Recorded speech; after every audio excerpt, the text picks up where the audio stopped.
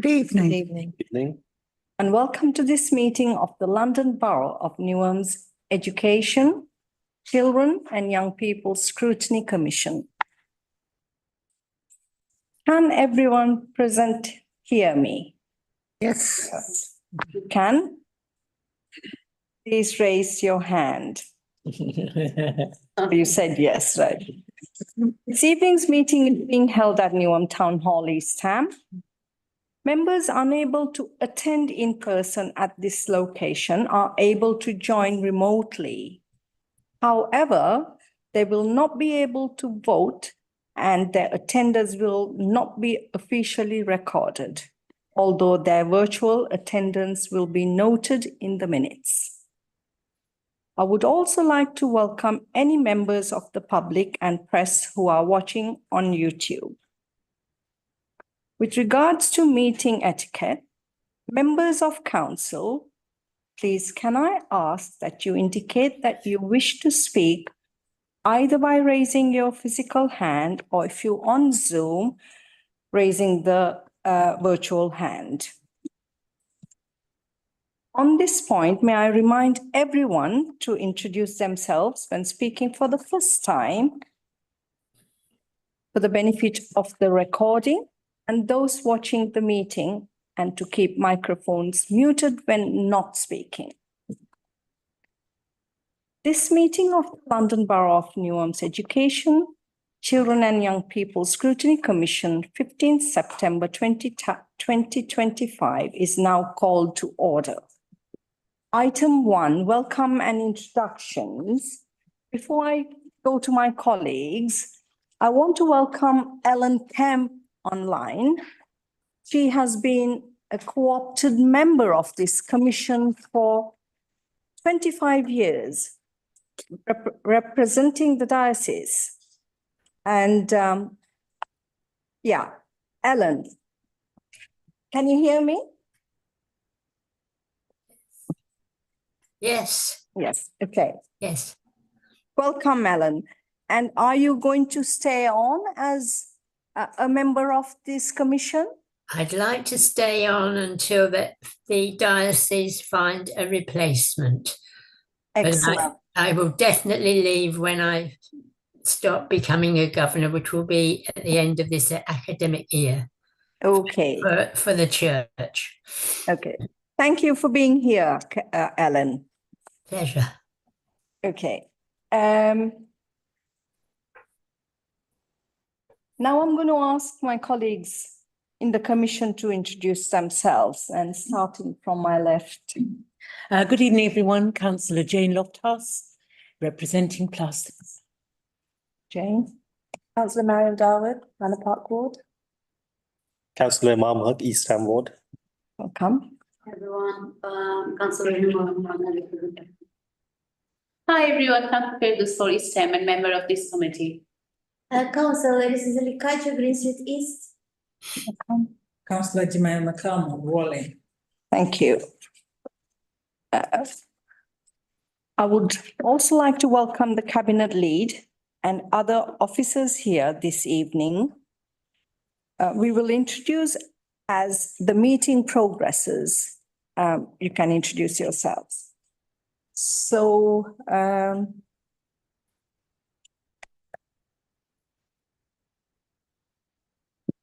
are there any apologies?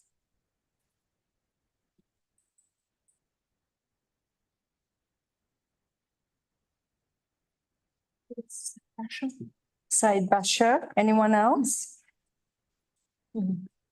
That's all. Okay. Yeah. Okay. Who's that?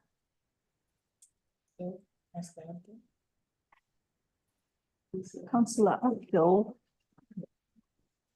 He hasn't sent his apology. He's not on this committee. Yeah, that's Said Bashir. Yeah, thank you.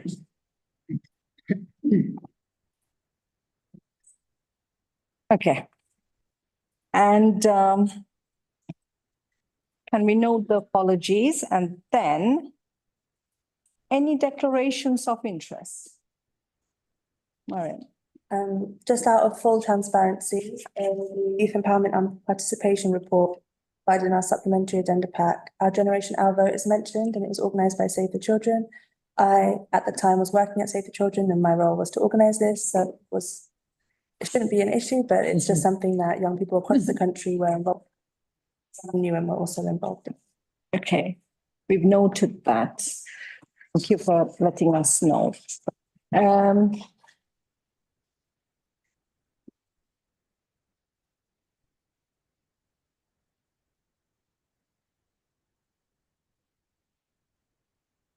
Right. We've got to, because this is the first meeting we're having for our commission, we have to appoint a deputy chair. Anyone want to put their names forward? I would like Councillor Bruce. Okay, brilliant. So that was easy. So, thank you, Jane. Thank you, my pleasure. And so you will be the chair for 2025-26 Education, Children and Young People Services Commission. Done declaration of interest, minutes. So the next item on the agenda is to agree the minutes of previous meetings held in April 2025. Does anyone have any amendments?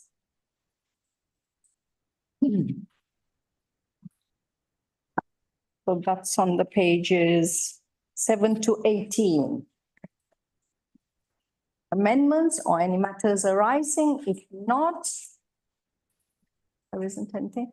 I move that the minutes of the ECYP meetings held on 17th and 23rd April 2025 to be agreed as a correct record.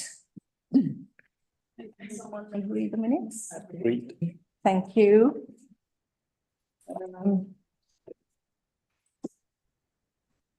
Right. We move on to agenda item 5. Reports of any urgent safeguarding issues. I would now like to bring in Councillor Ruiz and Laura Eden to provide a verbal update on any urgent safeguarding matters affecting children in the borough. Councillor Ruiz, Laura, are there any key issues the committee should be made aware of? Not at this moment in time, Chair. Thank you, Councillor Ruiz. And the committee will note any concerns or discussed, but if there isn't anything at the moment. And we now move on to item number 6, education place planning. Thank you, Chair. I will do a very brief introduction. Yeah. I know there'll be a lot of interest in this report. Yeah. A very full report. I'm sure you agree. There's lots of information. But the key issues for us is the people numbers that are falling, which is having a real effect on our schools. We update our forecasts annually, and in 2025, our borough forecast an estimate of 4% decrease in our primary pupil numbers by 2029. And at secondary school level, the demand is also falling. We have been working, Peter and his team have been working tirelessly across our primary schools, encouraging schools to reduce their pupil numbers, which means in some cases they go from a 3-form entry down to a 2-form entry, or a 2-form entry down to a 1-form entry. That's been fairly successful up till now, but we still have a way to go. I think currently we have 7 schools that are showing a deficit budget with plans to come back into equal footing within the 3 years, and they have business plans to ensure that happens. And obviously we you will be aware that we are going out to public consultation for the closure of Calverton School. We've had an informal consultation. The DFE has very strict guidelines about when and where we do this. So we were taking a report to Cabinet tomorrow to ask whether it can be agreed that we go out to public consultation for the closure of Calverton. And that is basically because they have an unrecoverable deficit, and it is unlikely that they will actually come into any form of even budgeting. So we're taking that tomorrow, but I have met with Councillor Shah and Councillor Hudson. And I'll hand over to Annabelle and Peter. Thank you. Thank you, councillor. Good evening, committee. Annabelle Bates, Director of Education and Inclusion. And I'm joined by Peter, who can introduce himself in a moment. As Sarah said, Peter leads on this piece of work. So we've both joined you this evening to answer your questions. Councillor Ruiz has captured everything really clearly. I would just add to that given the ongoing challenge our schools face around the fall of pupil numbers, we are looking now collectively as a system all the way from early years through to post-16, what that means, not only for planning school places, which is the focus of this evening's paper and discussion, but also the impact it has on the outcomes of our children. Because one of the greatest challenges for our schools is when the funding drops alongside the drop of pupil numbers, it can be harder and harder to deliver great curriculum, meet needs, etc. And so it's a really careful balance to try and ensure that children have the best educational opportunities possible alongside this. So happy to answer those broader questions if that's helpful. But I'm also conscious that there's a lot of detail in the report. So we'll be very happy to take questions around that and maybe go through it in whichever order you feel appropriate, Chair. Yes. Anyone else to present? Use your role, Peter. Claire. Hello, so my name's Peter Gibb. I'm the Assistant Director for Education Access and Efficiency. So I work as part of Annabelle's team, and I oversee everything to do with making sure that every child has a suitable school place and can go to school or other provision every day. So it's a range of services, and together with my team, we've worked to produce the reports that you're looking at today, and a lot of work in the last few years, as Councillor Ruiz and Annabelle have said, on falling pupil numbers and supporting schools today. So I'm looking forward to hearing your question. Thank you. Colleagues, have you got any questions? I'm going to bring Jane, Councillor Larissa, Councillor Shantu, and then I'll come back to you. Thank you, Chair. I think I understood correctly from the report that one of the issues regarding Calverton was the number of SEND students there. Is that disproportionate for that particular school? And yes, so why might that be? So there is a broader issue around increase of SEND, but I'll address the question about Calverton first and then maybe touch on how that might impact other schools.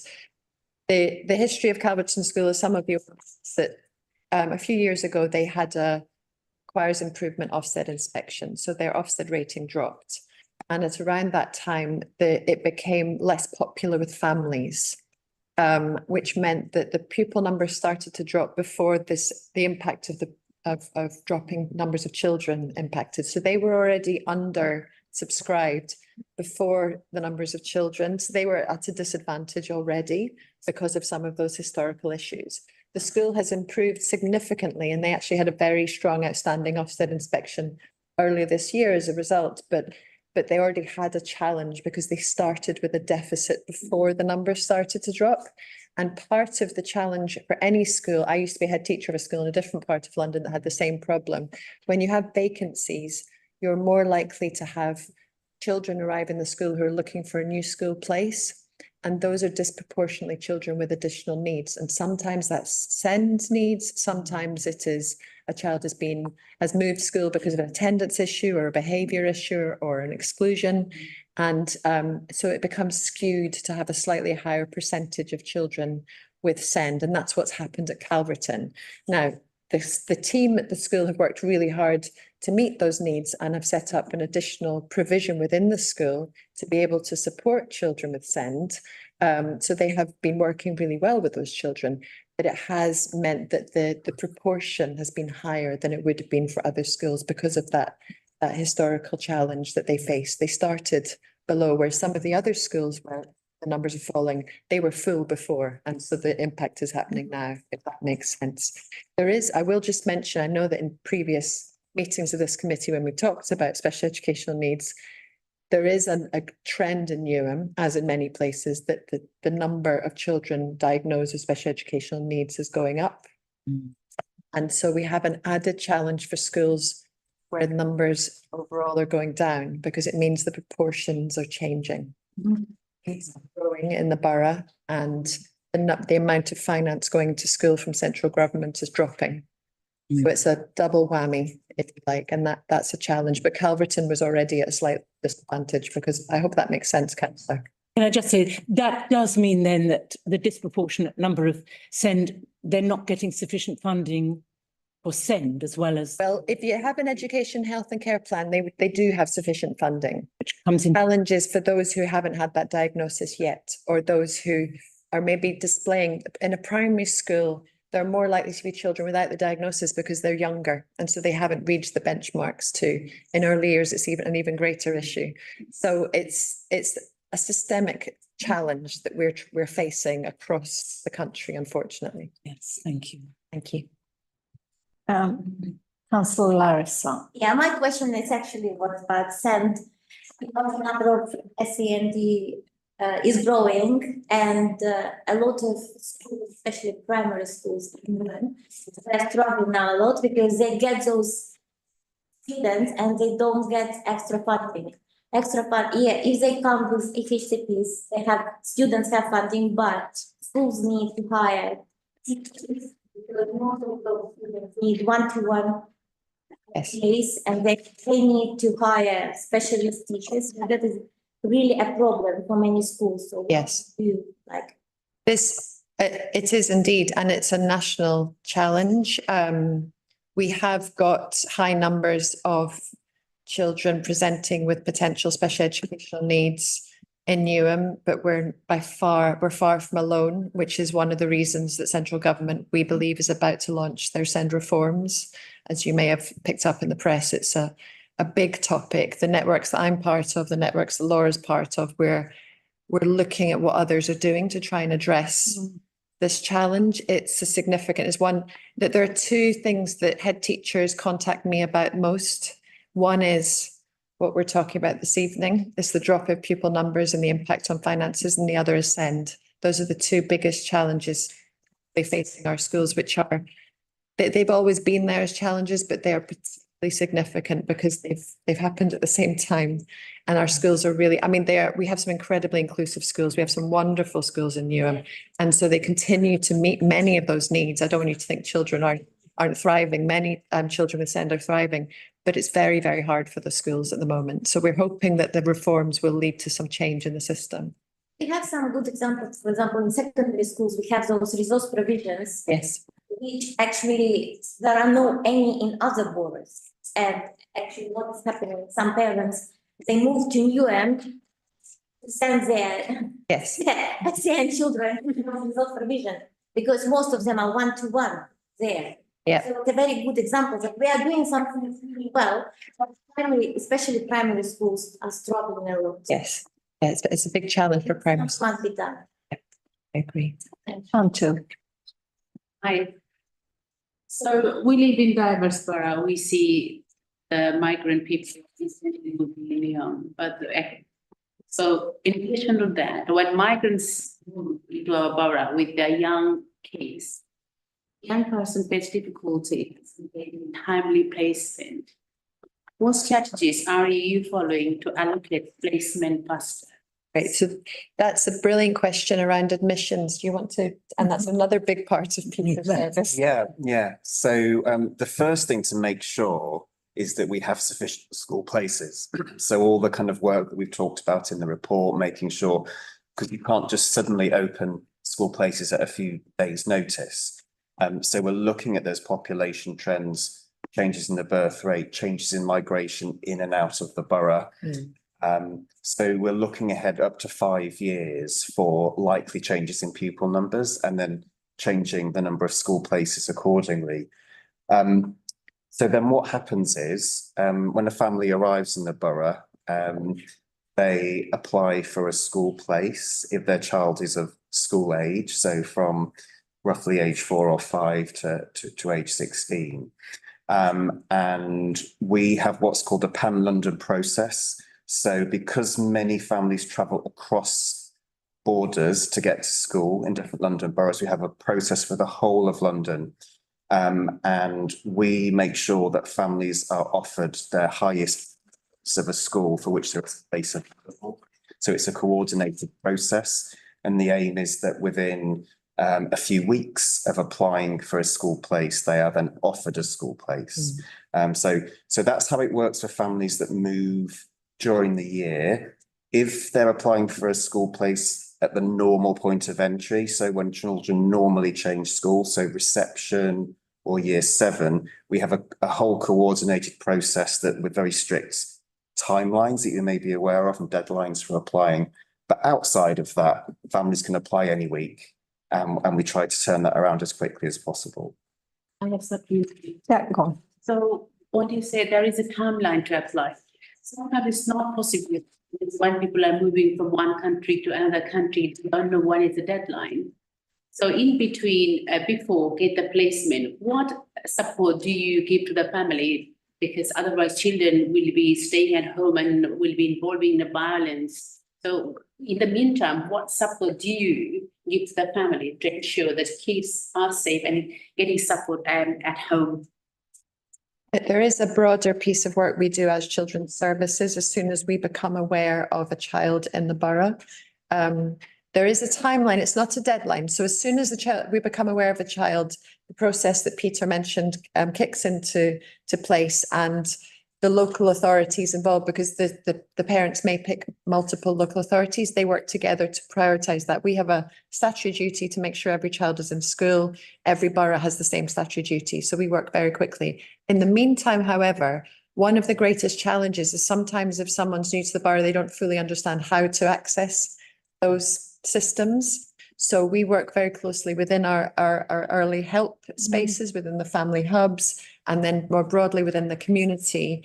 So for example, the Parent Care Forum have really helped us recently get information out into some of the local community centres. We've had churches and other places people who are new to the borough might access to share information about and to share information about how you can go to school, because sometimes families or children, parents just don't know how to access schools. And one of our key partners with this are health partners.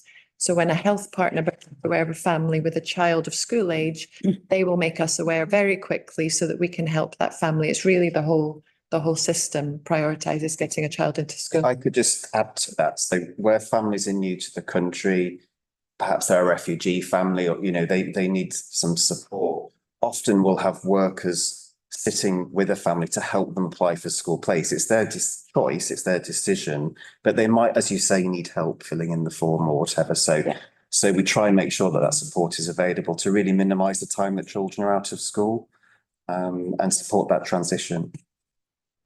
All right, thank you. Mariam, Imam and Rahima. Thanks, Chair. And my question actually relates to other schools who might be at risk of closure or changes to their classrooms. For example, there's a primary school in Manor Park, my ward, where different school year groups are being merged, including year groups where students are in exams. Before I raised this matter with the council, I'm not sure the council and families were only informed as summer break began. It's challenging for those families to accept this news, and it's difficult for those pupils, especially those in exam years, What is the council doing to support children and families who might continue to attend their schools, but whose learning will be affected by these sudden changes? It's a great, so I'll start the answer. I'm sure Peter will add more detail for you. So I should say, and I should have said at the beginning, the majority of what we're talking about today is how we are supporting our maintained schools, because we have a responsibility to place plan for all schools, maintained academies, etc. But the council has a slightly different role if it's a maintained school than if it's an academy. It's a maintained school. Yeah. So I wanted to say that for everyone, but in case anyone has a different example in their mind. For a maintained school, there are a number of strategies we're taking. So Calverton is very much at the extreme of the situation for and it's because of some of those historical reasons I gave in response to Councillor Lofthouse. There are a number of other schools, as Councillor Rua said, who are currently in deficit and who are having to make changes to their school structure, and including sometimes changes of classes, but also changes of staffing. So reducing number of staff, removing some members of staff from the staff team. We have begun to meet regularly, and by we, I mean members of my team, so predominantly myself and Peter, or another member of the leadership team in education, alongside a member of the council's finance team, because some of the challenge is how the school looks at the finances, because we need schools not only to determine what the gap is right now, but how they will be able to make the school sustainable in 2, 3, 5 years' time, to avoid the issues we've talked about with Calverton. You know, we can find ways of managing a deficit for 1 year, but we also need to make sure it doesn't then happen again. So these meetings take place approximately it depends on the school. The school I think you're talking about, it's been much more regular for the reasons you've outlined. But some schools, they say every 4 to 6 weeks, with the leaders of the school, and normally a chair of governors or a finance governor, depending on who they nominate, and look at the current staffing structure. We take HR advice on what changes might be viable for a school with limiting impact on children and families, of course. And then we look at how the school might plan that over time, so that any changes have a minimal impact on the education provided to children. And for some of our schools, it is much more challenging than for others. Some schools have a lot more to do. And we, as a council, are under significant financial challenge at the moment and aren't able to provide any financial resource ourselves. So we need to make sure that the schools can demonstrate financial viability over time, not within a year, but within a relatively, 3 to 5 years. Those are all reported back to our Section 151 officer, because he needs to be able to demonstrate to the government that we're able to make the schools financially viable.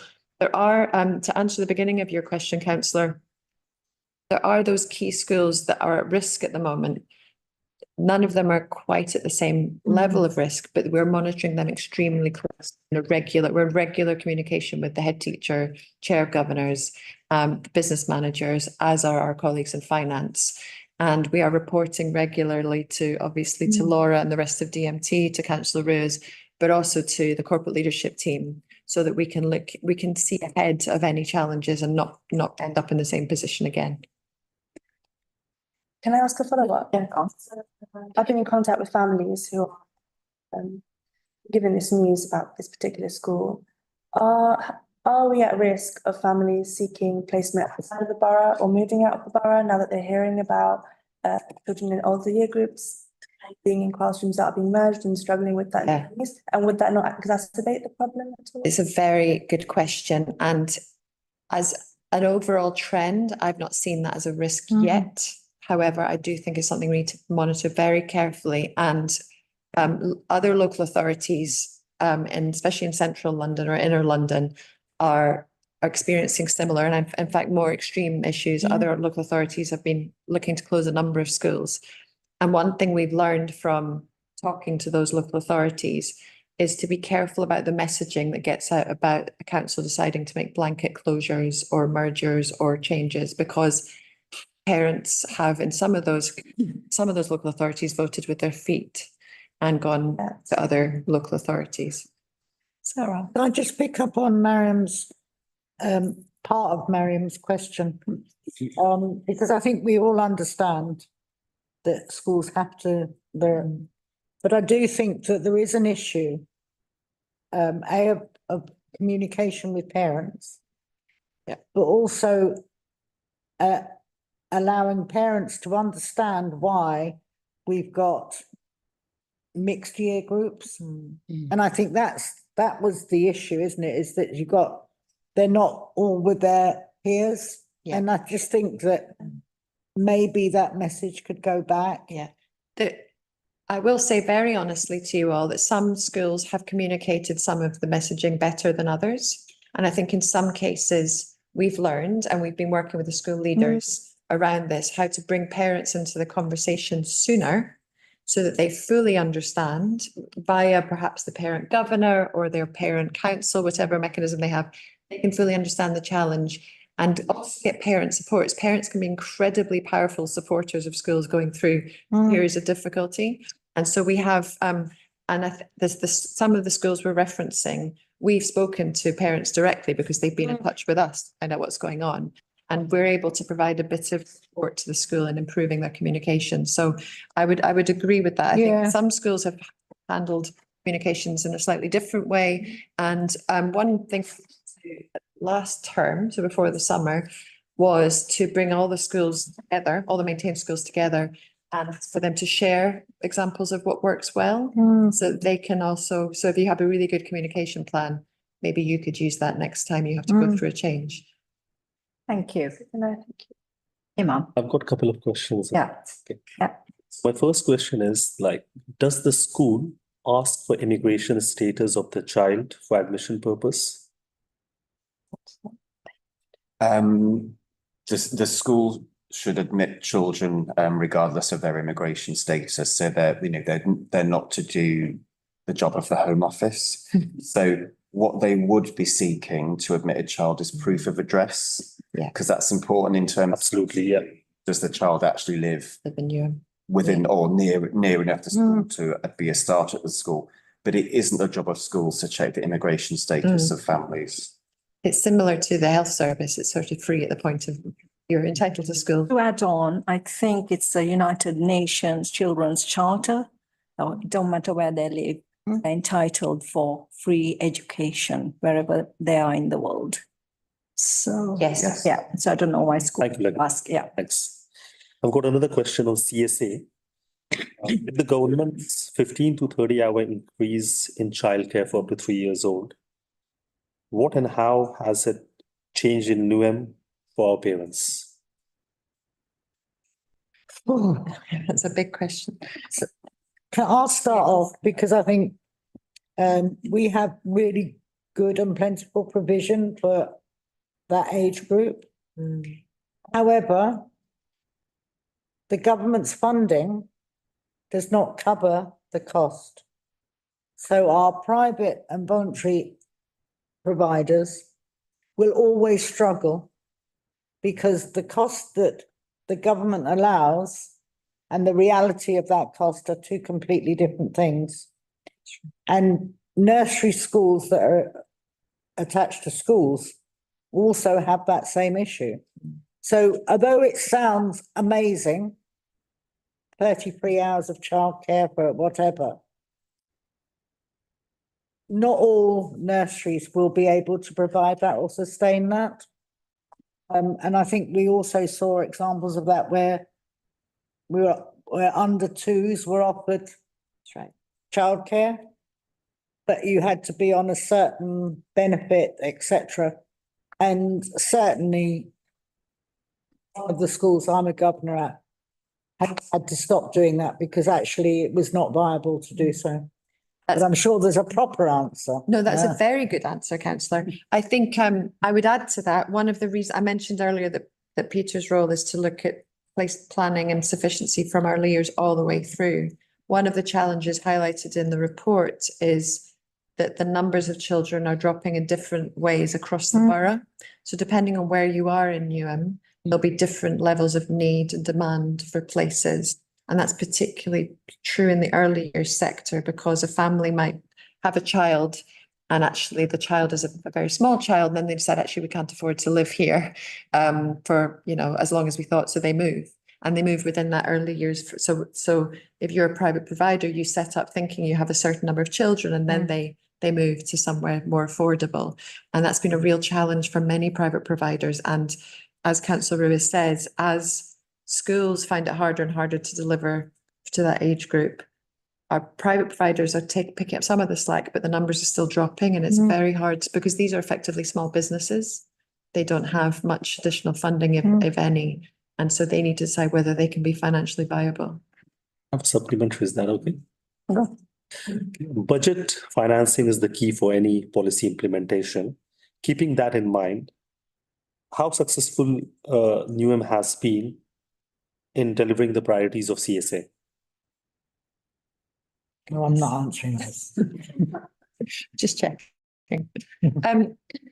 To date, I would say very successful. We have a very committed early years team with strong commissioning.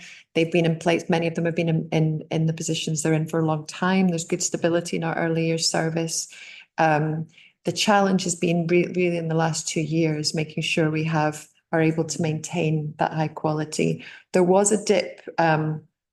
We discussed previously with this committee around attainment. There was a dip after the pandemic when children who may have gone into childcare settings didn't, for obvious reasons. We were discouraged to go out of the house for a while, and then some families just chose never to go into, so they waited until school age, and that had a real impact for not only for the settings who had to close or change their business model, but it also had an impact on the families, the kind of cultural approach within Newham and elsewhere in London to actually going into childcare. Some families found alternative arrangements with family members, and it's taken a while for the sector to pick back up. We're seeing a lot of positive for families staying in Newham.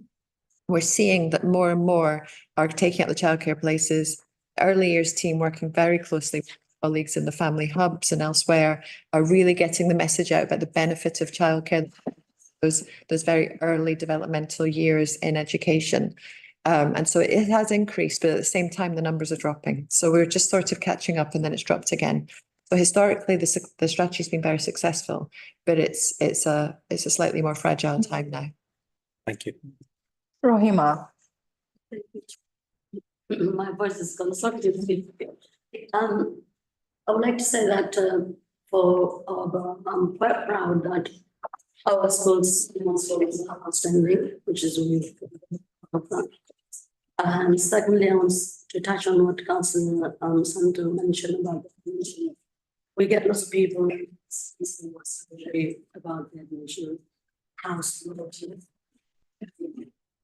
We actually always send that inquiries to our member service, and they do respond to us, and then we go back to our residents, explain to them and make them to understand the process. But when it becomes individual, like when we face anything negative, and that's the time we react and we become the campaigner. And that's the reason I chose to sit on this commission. The reason is, I'll share with this story that I have experienced. One of my love child, I'm a foster carer and I look after children.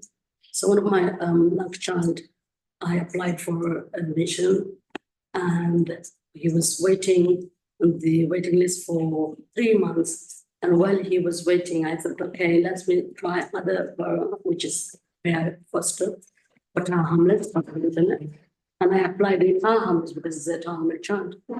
Within 2 weeks, he got placed. After 3 months, I got received emails. Oh, wow. So in this 3 months, I was out of education.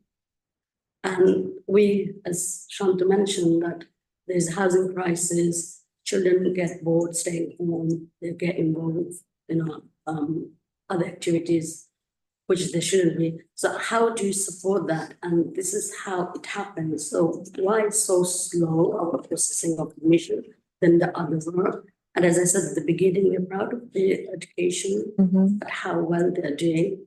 But there's more space to improve. How do you improve that service? because we did a lot of inquiries about surgeries about admission. And so how do you? Do you want to comment on your admissions?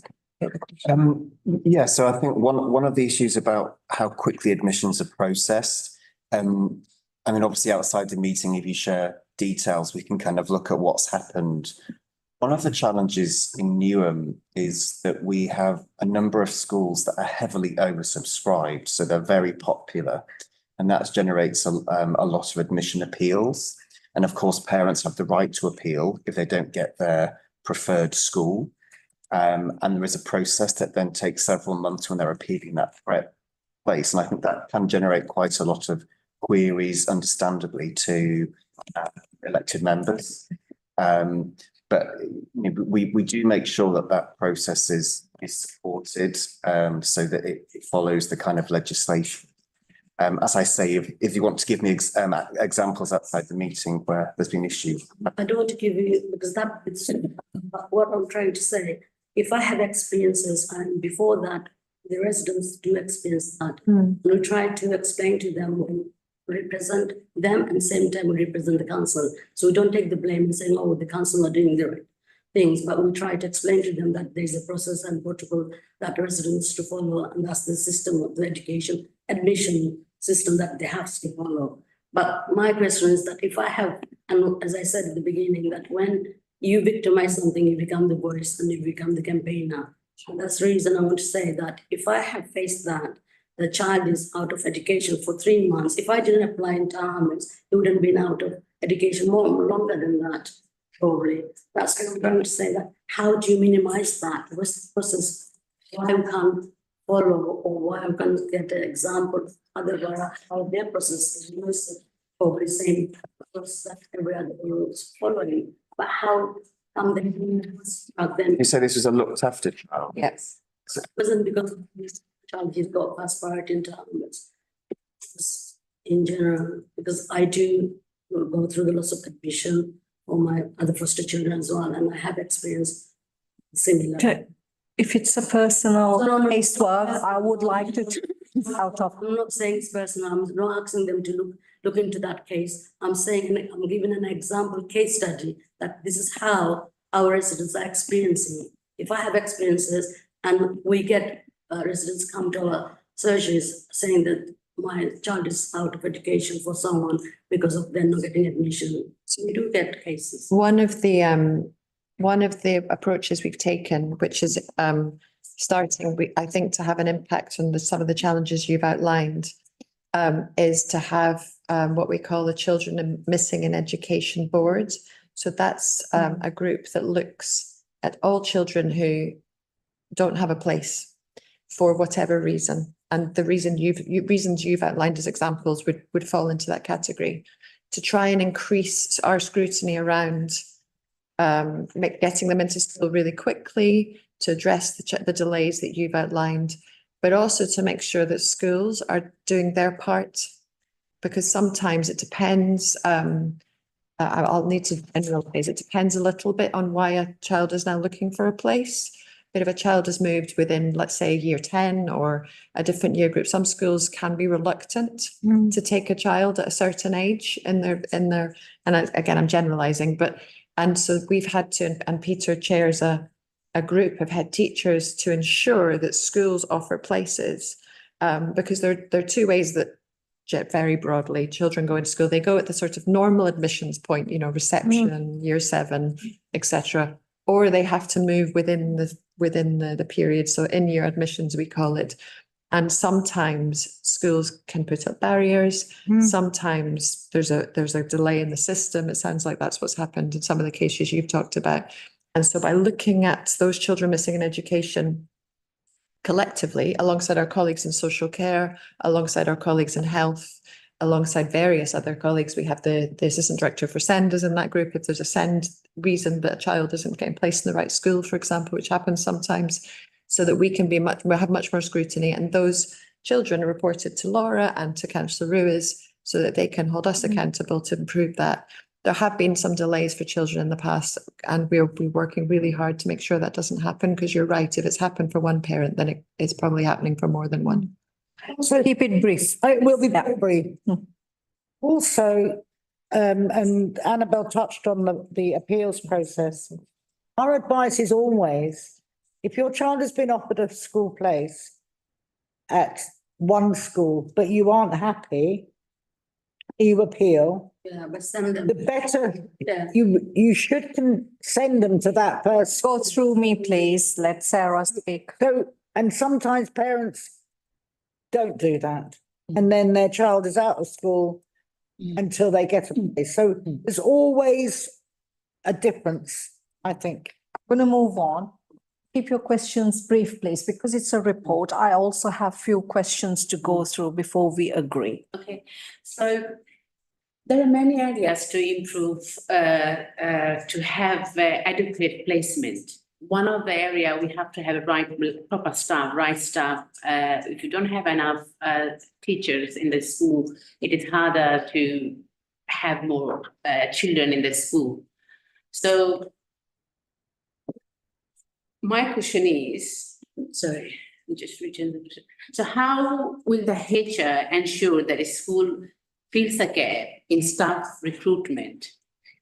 And also, will you help school staff to get involved within the trade union in recruiting or for their well-being? Okay, Sorry, two questions at the same time. yeah, recruitment is devolved to school leaders. The council doesn't get involved in recruitment. We only have a role to play in recruitment if it's recruitment of a head teacher. So the local authority has to advise on head teacher recruitment. There's a statutory role that we play within the school improvement duty. But recruitment of everyone else in the school is the responsibility of the governing body and the head teacher. So our HR team within Newham doesn't get involved. Schools have their own HR advice, which is commissioned, and we commission that. But the council HR team does not get involved in, because we don't directly run the schools.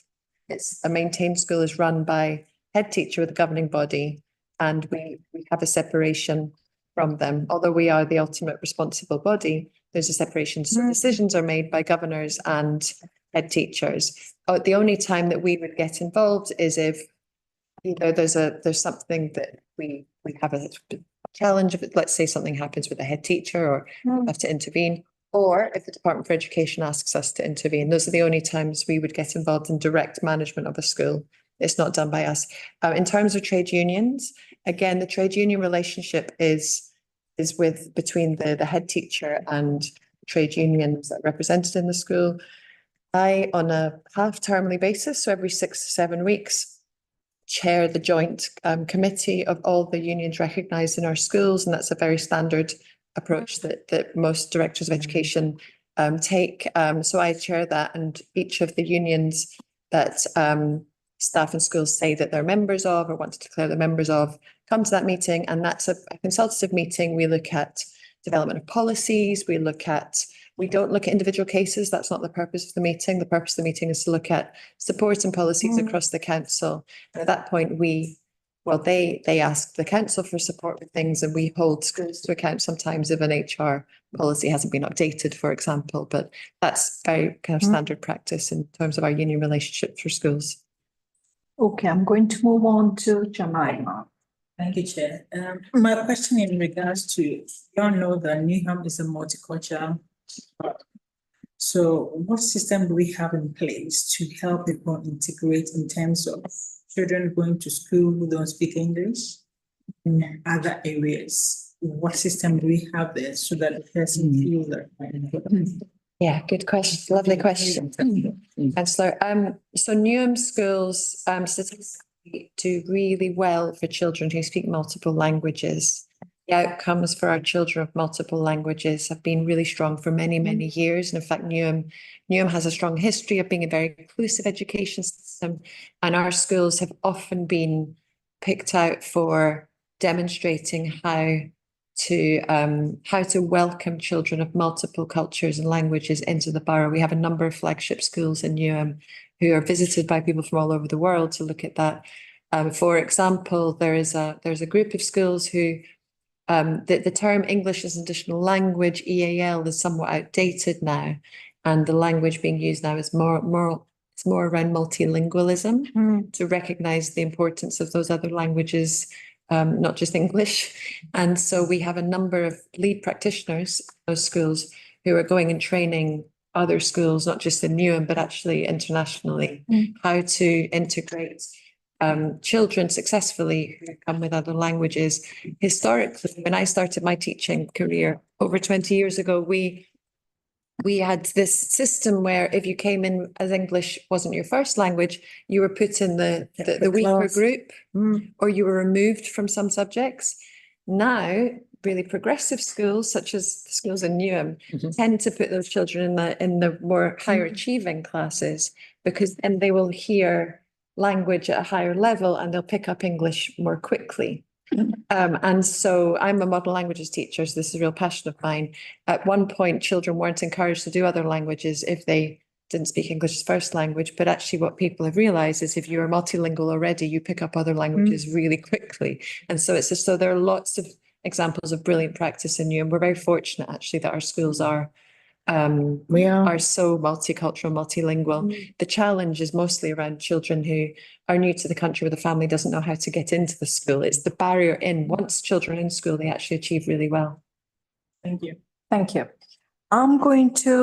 I have few questions, Mr. Chair. So because we have to agree the report at the end, I want to ask all the questions that I think is relevant. You have, so this is from page 23, para 2.14, 2.15 and 2.16. You have mentioned that 1.1 million deficit for Calverton is unrecoverable. The cumulative deficit was due to falling pupil numbers, high levels of SEND pupils. Local authority also has recognized the excellent service of staff and the great Ofsted report that they've had. Further says that the PAN capacity is 50%. Roughly, each child gets about 8,000 per child from the government, which means around 1.7 million of government funding is reduced, which equates to about 1.7 million for Calverton. 6th of May 2025, Cabinet made a decision to have a pre-consultation for a potential closure. So I want you to take us through the closure of the Calverton School. It's the school's timeline. And as it says, it is due to close in August 2025 if agreed by the Cabinet. 2026. Yes. As Councillor Rue has mentioned in the introduction, there are very strict timelines, the pre-consultation and then the consultation phase of closure of a school. And when a council is considering presenting this to its elected members and Cabinet to look at before going through the process, what also needs to be considered is the impact on the school year. Because closing a school, if that's the decision that's taken, if that's the eventuality we reach with Calverton, is much, much, much better for children and indeed for the staff of the school if it takes place at the end of the school year and not in the middle of a year, because then clear transition plans can be put in place to move children into a different school. Support staff can be supported to find other employment. Families can be supported to prepare for potentially a different journey to school, etc. And so we've used the statutory guidelines given by the Department for Education to map out that time frame. And that's why the ultimate closure date, if Cabinet reaches that point in its decision-making process, would be next summer. To add a little bit of detail to your question, my response to your question, Chair, if Cabinet and this, the next decision-making point goes to Cabinet tomorrow, if Cabinet decide to go into the formal stage of consultation, which is the next phase, that would come back to Cabinet in December. Okay. Did I cover everything? Yes, thank you. And that's when they will make. That's when the final decision's made. Okay, thank you. So my second question is, there are 7 primary school areas and planned, again, page 21, para 2.3 and the table that you produced. There are 7 primary school areas and planned admission numbers reduction and a reduction of entry shows in the table. Given the projected surplus of reception places in several planning areas by 2030, what criteria will the local authority use to decide which areas should have PAN reductions? And according to the local plan, 43,000 homes are to be built by 2033, and 50% will be affordable homes.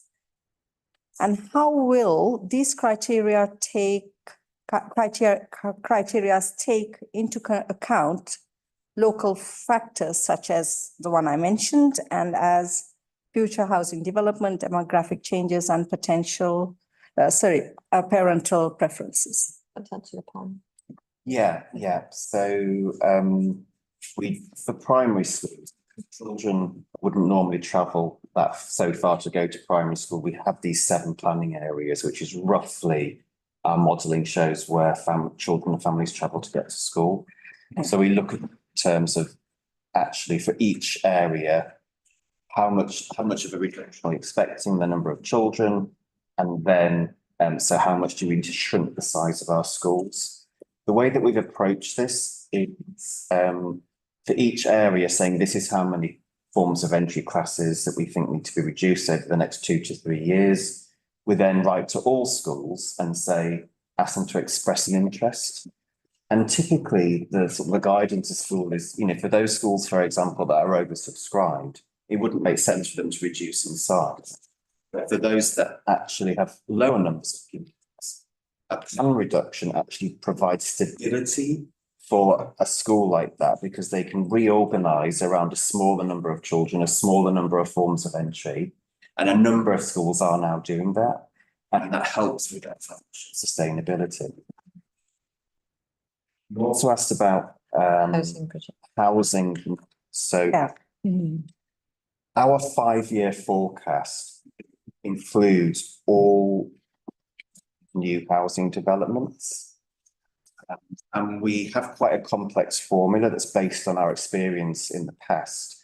So we've learned from experience, it's really important that you take into account the number of bedrooms, so how many 2, 3 and 4 homes are planned to be built, the tenure, is it social housing, private market housing? You look at all of that because the evidence shows that depending on the size of the home, the type of the home, that will significantly affect how many school-aged children ultimately move into those new homes.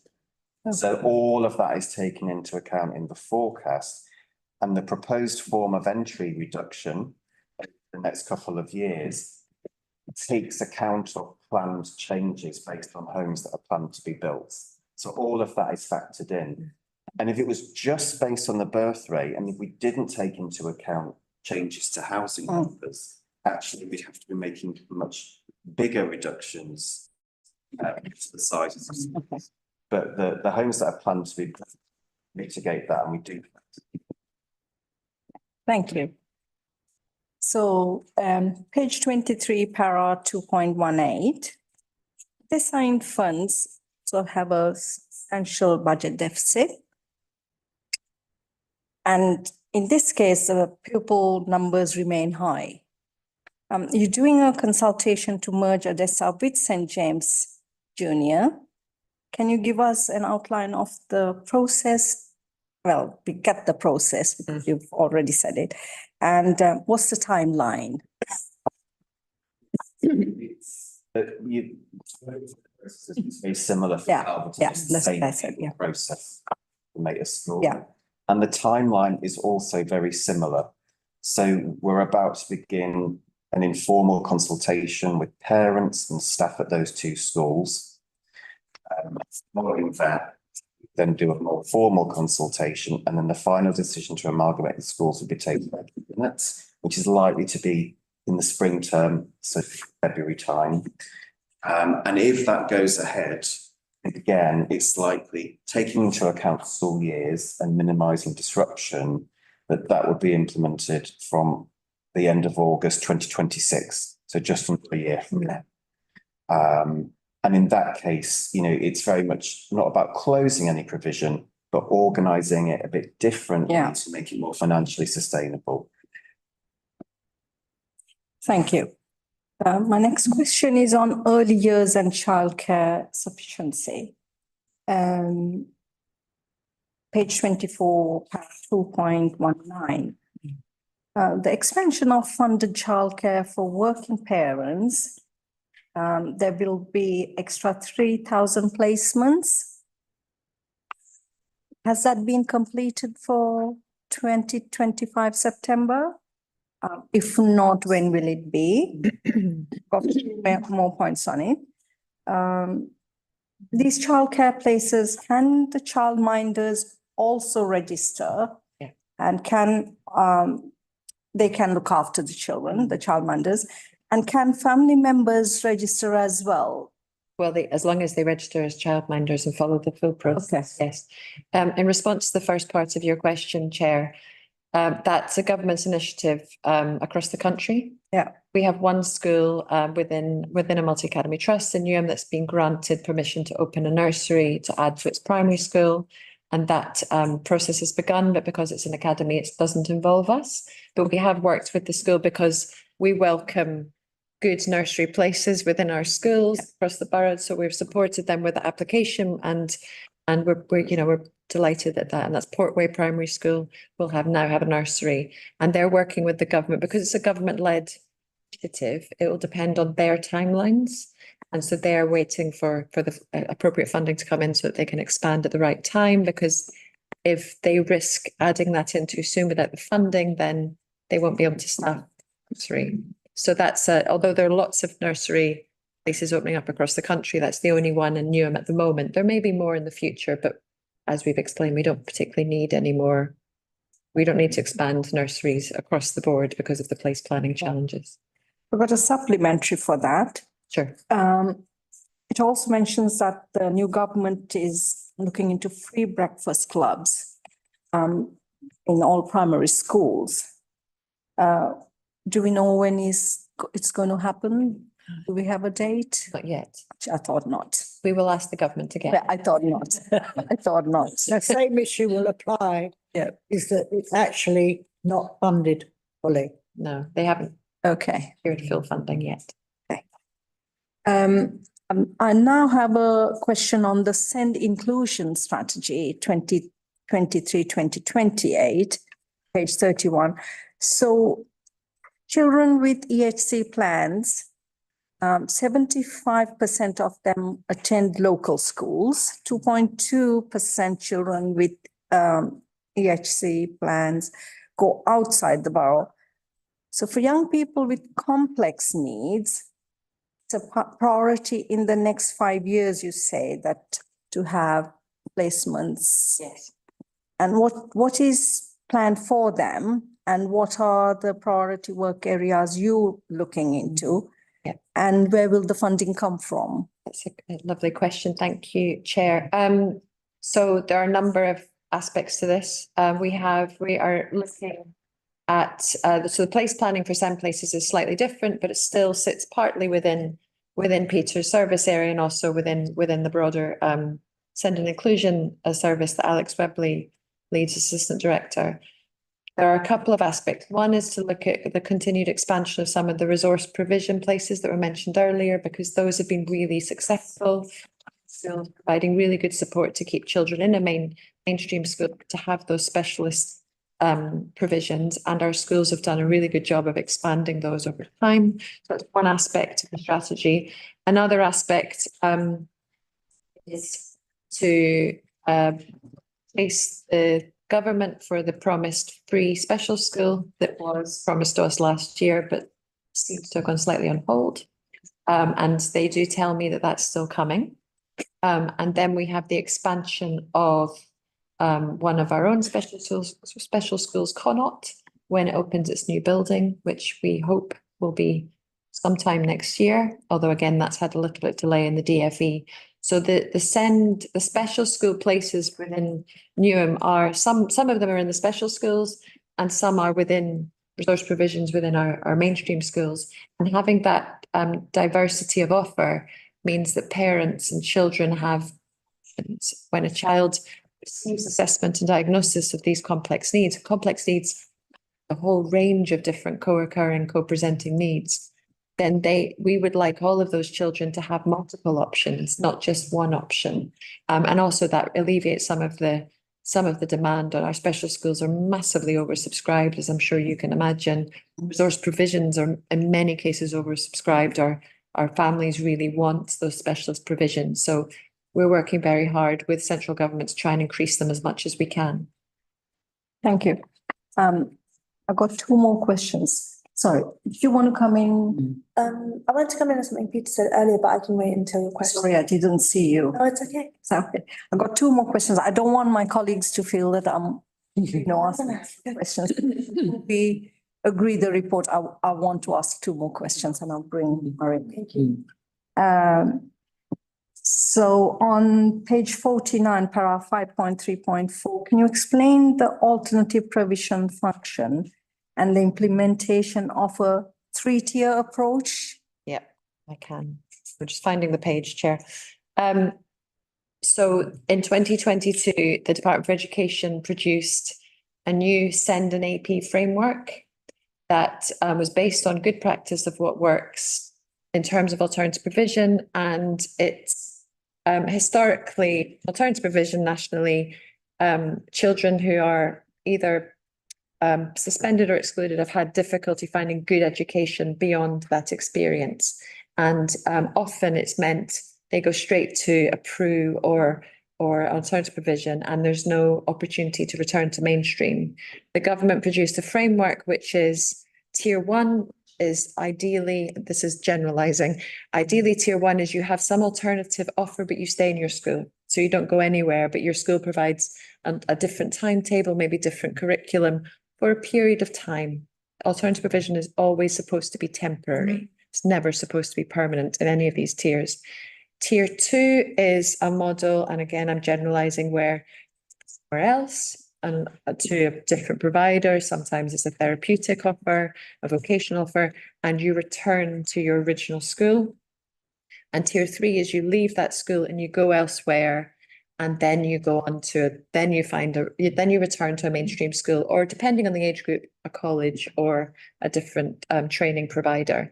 And in UM, we are still at the early stages developing a really mature version of all three of those tiers. We have well kind of developed in the PRU for those young people who won't return to their mainstream school but will go somewhere else.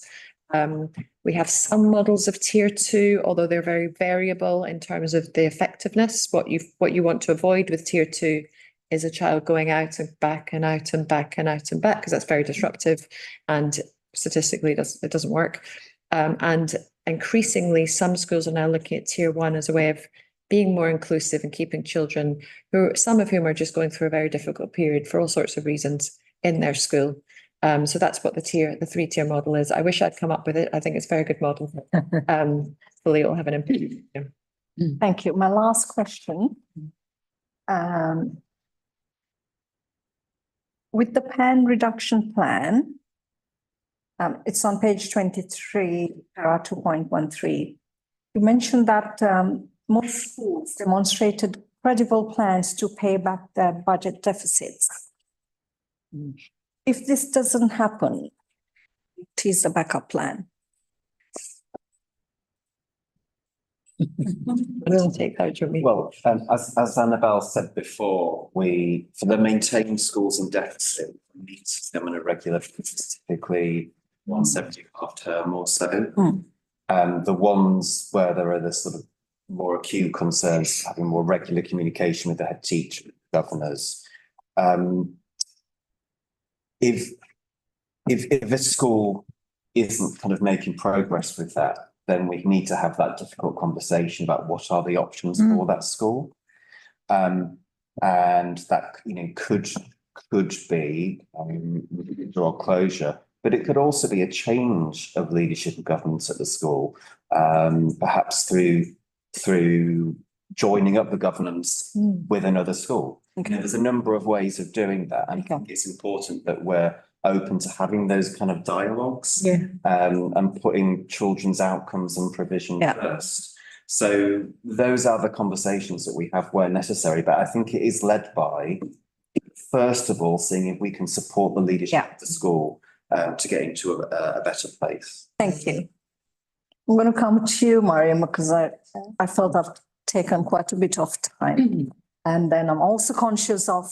Yes. Want to finish on time.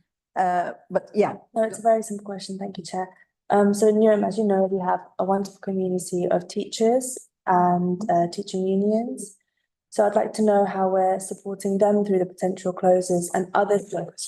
Peter, you mentioned that in certain schools, the council might be likely to encourage schools to have a wider shift in the sizes of classrooms, that would also affect more teachers, I imagine.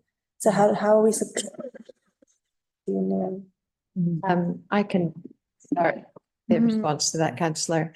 The meeting I mentioned earlier, our joint committee meeting with the teaching unions and support staff unions, have been a really important part of that approach over the past, especially the last year, a little bit the year before. I talk in academic school years, I apologise. So the last school year, because they obviously are hearing from their members. This is a very stressful experience for everyone. And we have some very dedicated teachers and support staff in schools who really love working in Newham and love working in Newham schools. And so we've been looking with them at how best to proactively support their members and all staff who aren't members as well to think about the impact and make sure that, because we see it in all workplaces, that as resources go down, people have to do more and more. And that's something we're trying to support them to mitigate against. We also work with the same groups involve the trade unions of head teachers and school leaders, because they are also doing more. We've had schools where the head teacher has to now be a head teacher and a deputy head and sometimes the SENCO. So it's trying to think collectively about how we help people's well-being, but how we also help their professional development. And so in a school where there's financial difficulty or a member of staff maybe decides to take redundancy, for example, what are the options for them? And the unions can be incredibly helpful in helping their members access some support, whether it's career advice, opportunities elsewhere. But it's very difficult, and we think the best approach we can take is just have those regular conversations, not only with the schools, but also with the unions representing their members. Thank you. I want to agree the report. So before we agree, I want to sum up some of the key points that we discussed, which was early years and childcare, the CSA, the childcare sufficiency report, and possible school closures and Calverton we've discussed, alternative provision, children with SEND needs and placements. I think collectively we all asked the relevant questions from the officers and the cabinet members. Can we note the report that was brought to us and agreed? Thank you, Jane. Do we need a second or just one person? Right. Thanks, Jane. Annabelle, are you going to leave now? Yeah. I understand it's your last meeting. My last, yes. Oh, Yeah. that's what the cake's for. Well, thank you. It's been a pleasure. Can take a piece and go, yeah. So I want to take this opportunity to thank your services to Newham. And I want to also take this opportunity to wish you all the very best in your future endeavors. Thank you. Very much, Chair. Thank you all. It's working pleasure. Thank you, everyone. Okay, we're going to sneak out. Yeah, the wine. Yeah. She wanted a clap. She wanted a clap. Thank you, everyone. We have to disappear. We'll be back to See you tomorrow. Bye. You were tapping it in the morning. Yes, so it's the next agenda item 7. I just will stay here then. Yeah, go to sleep here. I'm going to give 35 minutes to this agenda item. Aaron, can you prompt me when it's 35 minutes, please? Okay, it is, let me just read. Youth empowerment and participation. I think it's Mayor Fias to present. With officers. Okay. So I can do some introductory words. So colleagues, I trust that you have enjoyed the read and it sets out significant and great work that's over recent years in line with a strategic intent that at its core brings to life people at the heart of everything that we do, making sure that residents of all ages and all backgrounds feel supported to be heard. And in the context of young people and young people's voice, in line with our foundational beliefs that we want Newham to be the best place in the world for children, young people to grow up, and in all the arenas that they engage with, how we can support that as authority in what we do. Our youth participation work is, a significant contributor to that. I appreciate that in schools and in different forums that children occupy, particularly in this age where so much of their time apparently seems to be online with their faces shoved on in a phone. Engagement and participation is even more important because it provides them the opportunity to learn in a different way outside of formal learning. And so what this report sets out is the different and varied ways in which we're engaging with young people and enabling them to participate. And I think the most significant articulation of everything that we've been working towards in this space since 2018 was the report that came to full council, the theme full council, our young people, our future. And it set out those recommendations, and we're progressing with those recommendations, and we'll be bringing a 1 year on report next April. And to that effort, we are progressing really well. Most recently, we've been shortlisted for 2 problems and youth services, which no doubt we're happy to talk more about, but also we are enabling to young people that have gone through a democratic process through our work with our youth zones as part of that collaborative methodology and practice we embed and entrench. We are presently sending wellbeing representatives to the National UK Youth Parliament. And then in addition to that, we're sharing our best practice across the wider sector, particularly in London, as it relates to youth participation work. And we would welcome your thoughts, any further questions you would have. We'd very much in the spirit of the report that was approved at full council and looking at all the recommendations. Note 1 that talks about ensuring that as a organisation we're demonstrating that at all levels and all tiers of the organisation and how it functions, we're involving young people and involving their voice.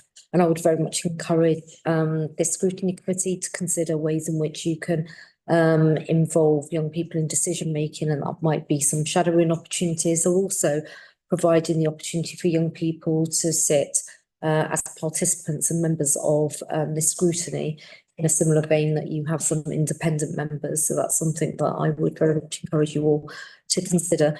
But that's it from me. I mean, I don't know whether any of the officer colleagues would like to add before we open up to questions. Just to clarify, Chair, we've got 35 minutes for this report and the youth safety one. Because there's two reports under this agenda item. For both, For both, okay, thank you. the agenda item. Yeah, okay. In terms of this report, I agree with the mayor. There's some really positive things in how we enable our young people in the borough to participate. So in the last 18 months, we've had over 2,700 young people participate in an activity, participate in one of the great things that you see listed in this report, and run over 400 sessions to enable that participation. The report details all the specialist forums and actually the awards that we've been nominated for that the mayor mentions are around participation. One in terms of special educational needs and disability, and one in terms of LGBTQ+, so really specialised forums. So happy to take any questions.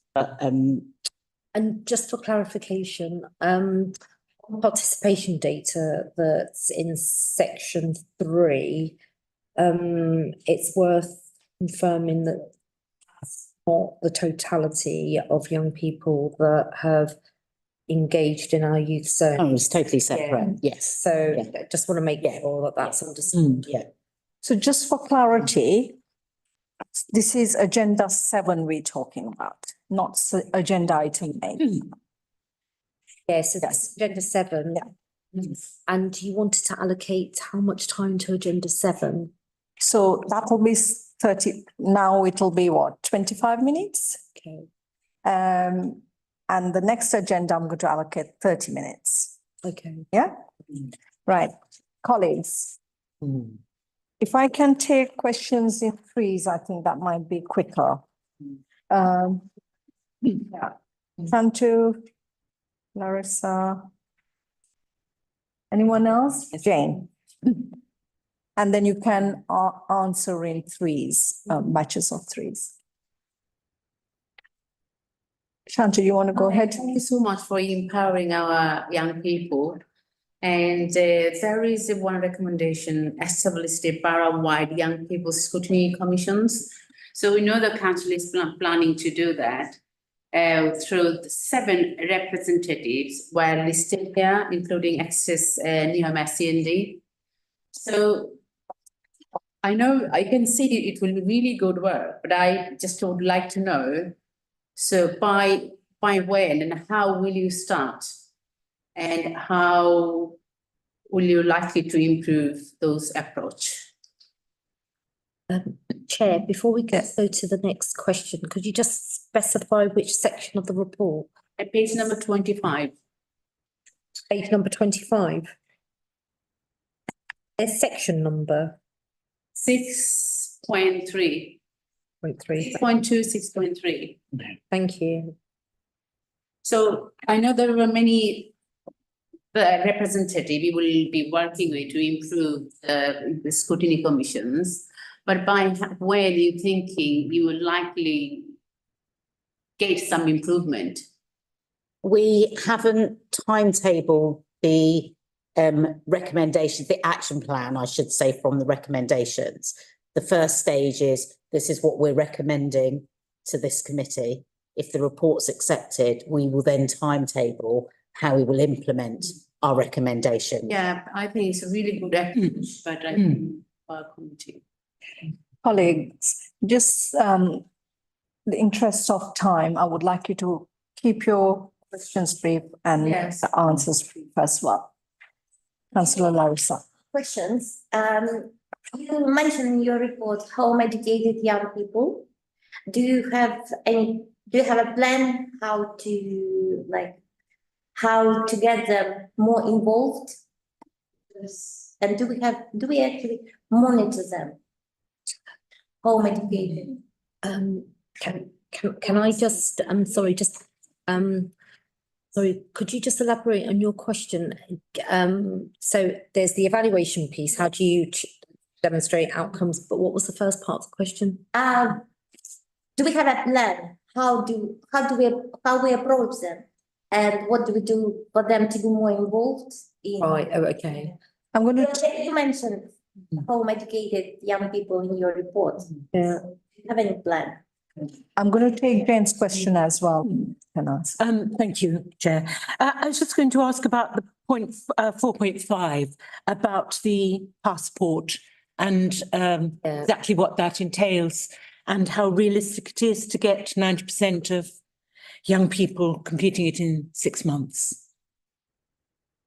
Yeah, that's 4.25, did you say? Sorry. 4.5 on page 8 in mine. Okay. The first bullet point. Did you want to kick off on responding to some of those questions that I can add? Yeah, I mean, the reach of the participation service is good.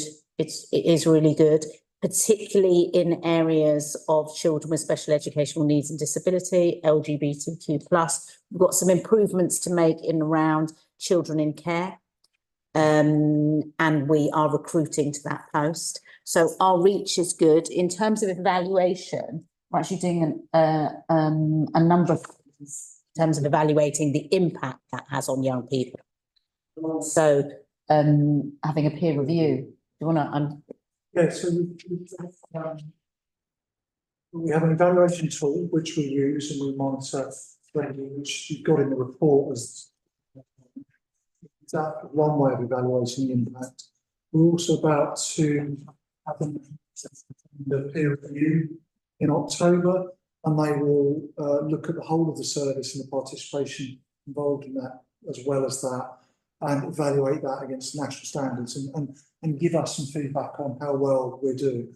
What we're expecting to say is actually we have a country leading youth service. We are a service that we really, as you really should be proud of, because we are doing stuff that a lot of other local authorities are either trying to get up to or just don't have any capacity.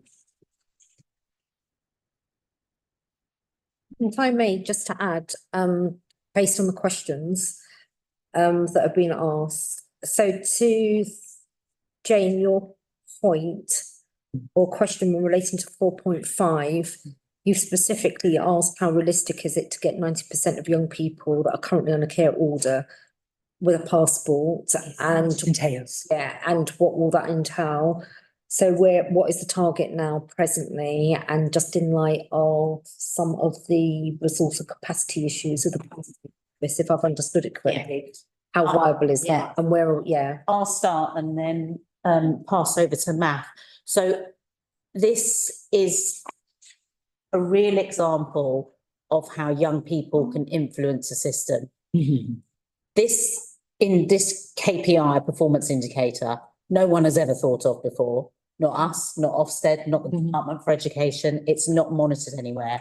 And this came up at a corporate parenting board from young people, really challenging us on sometimes we can't go on holiday because there are difficulties with us having passports. And so they came up with this target. So this is what our young people want, so we better meet it. It's more important than lots of targets that we are set by government departments. So it is, it's not as simple to get a passport for a looked after child as it is for if you are being cared for in your birth family. I spent 2 weekends ago arguing with the passport office about issuing a passport for one of our looked after children and the difficulties that can create, particularly when we don't have birth parents' papers. But do you want to, Matt, just refer to the system that we're going to put in place in relation to measuring passports, getting passports? I think it's important when we are in proceedings, that's when we start the process much more earlier on, because once we get the care order and we're outside of the proceeding, it becomes quite difficult and long-winded to try and get those passports. So we have a child recently where because of passport issues, parents say no, they don't want to release their passport. We have to go through a long process of naturalization and to ensure that, and the child has to be a certain age to then apply for that. So there's a huge process once we are outside of proceedings. So what we're doing, we met with our principal lawyer to really think about strategies. So when we are issuing care proceedings, at the early stage, we are making a direction or requesting the court for parents to release their passport because we have an intercare order. And I think that's the best time. If we can do that at the beginning, then we'll be much more successful in achieving 90%. Yeah.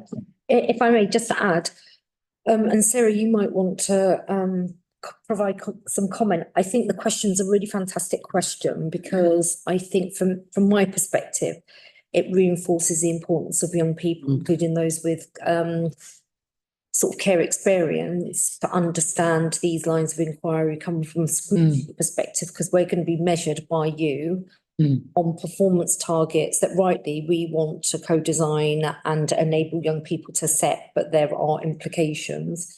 And as the example by way of illustration that Math has provided, evidently going to be challenging, and what has been said by Laura, similarly so. So I think it's a really helpful question, and we should be feeding back to the young people as part of us demonstrating their involvement in decision making.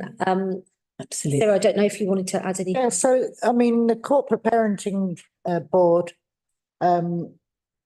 meets on a very regular basis. We have alternate meetings that are actually child-led and young people-led. And we ask them, because our KPIs are meaningless to them, if I'm honest. You know, and this was one that they felt really, really strongly about.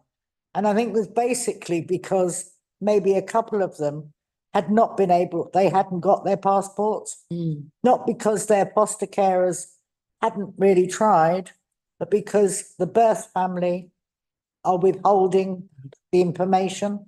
So they will be delighted that you have asked that question here, because that means we're going to be doubly monitored on it by them and by you. Because actually, you know,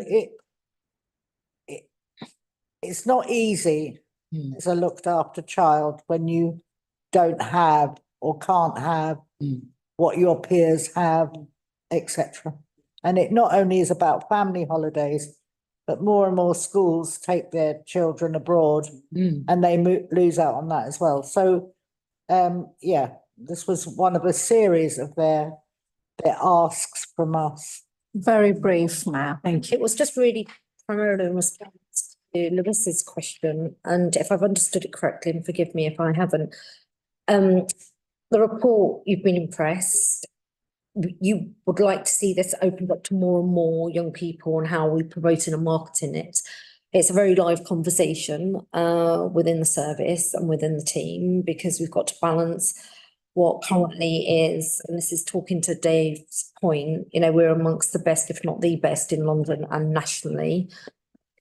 Of other local authorities and other external organisations wanting to understand and learn from us and what we have built up, but we've also, like many other local authorities, grappling with financial challenges, and in the context of best value, that will be even more hard. So we are needing to manage, one, a capability of effective marketing, because we're needing to operate in a space where there's so much pulling young people's attention, including devices.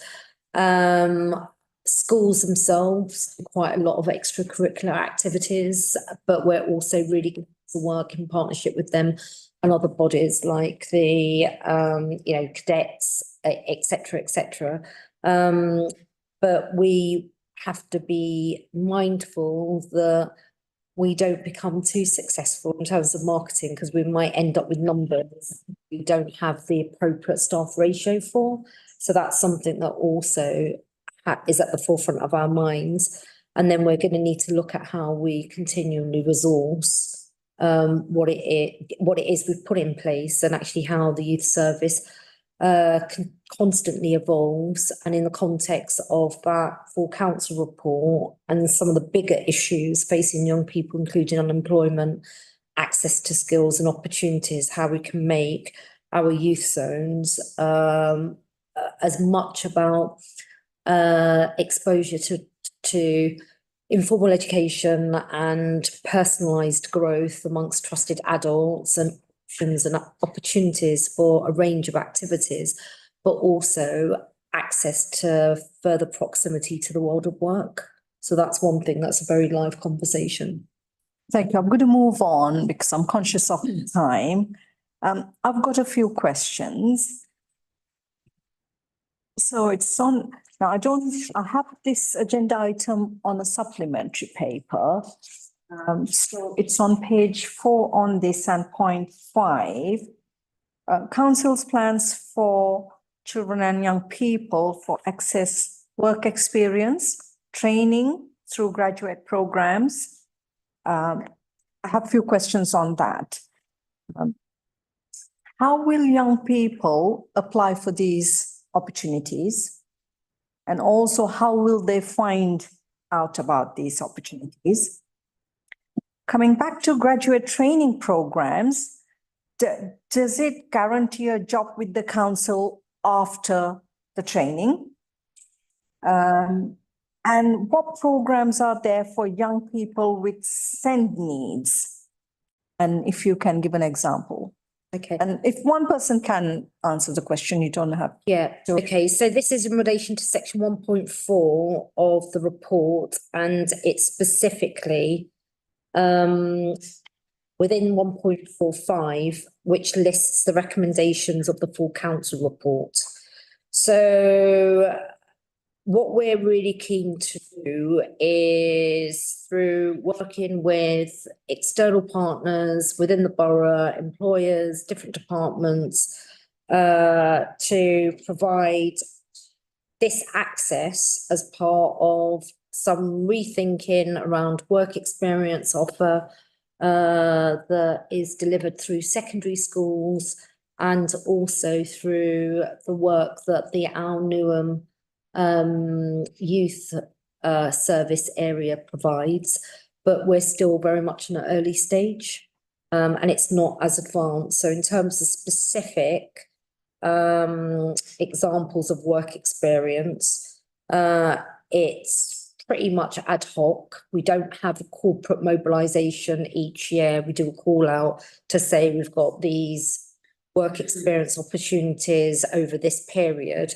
We get quite a lot of young people, either independently or through their schools or through their parents, contacting various officers and indeed members, myself included, if they can just do 1 or 2 days work experience.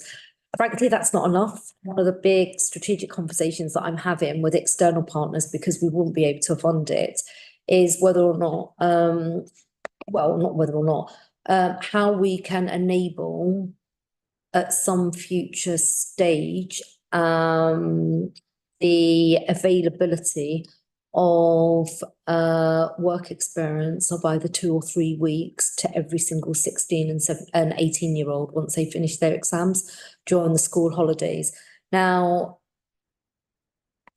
the resource requirement for that will be significant. It will also require a detailed stitching together with regards to the wider labour market and what businesses can offer and provide, because it doesn't have to just be with the council, and that's not the idea. I know that there's work underway with the Greater Manchester region. I was in a meeting with the Mayor of Greater Manchester, Andy Burnham, last week, and he was talking about work that they're undertaking presently. And we're going to start collaborating, and I'll be working with the GLA to see whether we can run a pilot. And there are some FE colleges. There's one FE college in particular. It's currently got links with about 150 London-based, Newham-based, London-based and nationally based, pretty impressive employers that it enables its students to gain work experience during their time of study. So it's in its sort of early development phase. Okay. Yes. Thank you. So my next question is, it's again on page 4.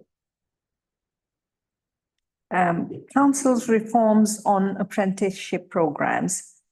How do the local authorities spend their apprenticeship levy to encourage young people on an apprenticeship pathway? And how many apprenticeships have been created? And how many of looked after children? Okay. Yeah, so if I may, could we provide you a written response, because it's very detailed, and we're gonna have to look across a number of data sets, and it just doesn't sit within CYP. There's also inclusive economy, and it's corporately held. Okay. It's in HR. Okay. And my last question is, again, about looked after children. The children who are being looked after in Newham with our foster carers, I'm sure they get all the opportunities, all the information, and through the Children in Care Council. But how about children or young people who are placed outside of Newham? How do you engage with them? How do you inform them of the opportunities that we have? And yeah. We'll answer that, Chair. Yeah. So it would be the same. So children who are outside, they will have a social worker, they have the IRO.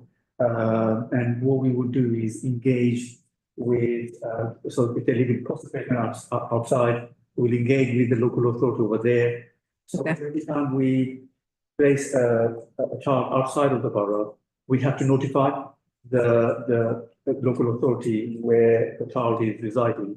They then have a duty to provide what they call as the local offer. So there's a letter saying exactly what services are available, where the child can access services. So there's a strategy, a process in place, which is such a process. Okay, thank you. Just a supplementary from Jane's question, the passport question. Who's the guardian? Is it the local authority or the foster care? Of what? A child's passport. Would it be you? So if you would have to apply. Yeah. Depends what order, What which is why we put in, when we explain to the children that they would need to be on a care order, because then the local authority has overriding parental responsibility rather than voluntary accommodation. But the actual physical passport would be in the child's hand. Yeah. Carer's hand. Okay, right. Thank you. So I'm going to move on because we've got one more agenda, well, two more agenda items to get through. Can we, the committee, so I move that the committee notes the report, and can we agree it? And do I have a seconder? Thank you, Councillor Shanti. And can you, thank you, Mayor Fiaz. I mean, you're more than welcome to stay on. Report, the next one's the mayors as well. Is it? Yeah. Joint. Right, okay.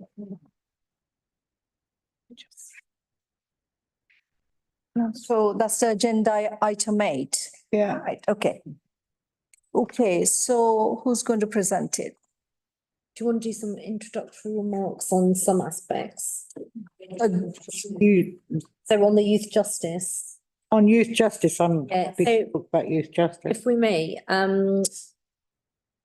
across the time that you're allocating for introductory remarks, we'll split it. So, colleagues, what you'll see in this report is a report that covers off youth safety, justice and risks in the community as part of our overall responsibility around keeping our young people safe, and the intersection between a number of things. One, the requirement in law, statutory, to ensure that our young people are not exploited, minimise risks, and particularly we're keeping an eye on those young kids that are vulnerable and will meet a threshold which then gets them into children in need or in care.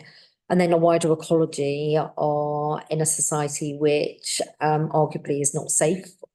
There's perception that safety is a lack of safety is prominent in everyone's life, and it's particularly acute in young people We know that the London-wide picture is really alarming because of the stats, and over the past several years, Newham has been very much in the spotlight as it relates to serious violence facing young people, including issues of violence perpetrated by young people towards other young people. We've had a number of deaths. There's been a huge amount of work that's been undertaken in that endeavour to address the complex landscape that we operate in and the dynamics that there are things that we can control and the things that we can't control. It requires both a multi-agency approach, and it also requires a dedicated focus on those families where these vulnerabilities, because of the hold, lends itself to a propensity of those young people and those families, if there are young people being exposed to this type of violence. But that doesn't preclude the absence of young people generally facing this type of violence because they may be at the wrong place at the wrong time. We are attempting our youth safety work, which we've given prominence to since 2018.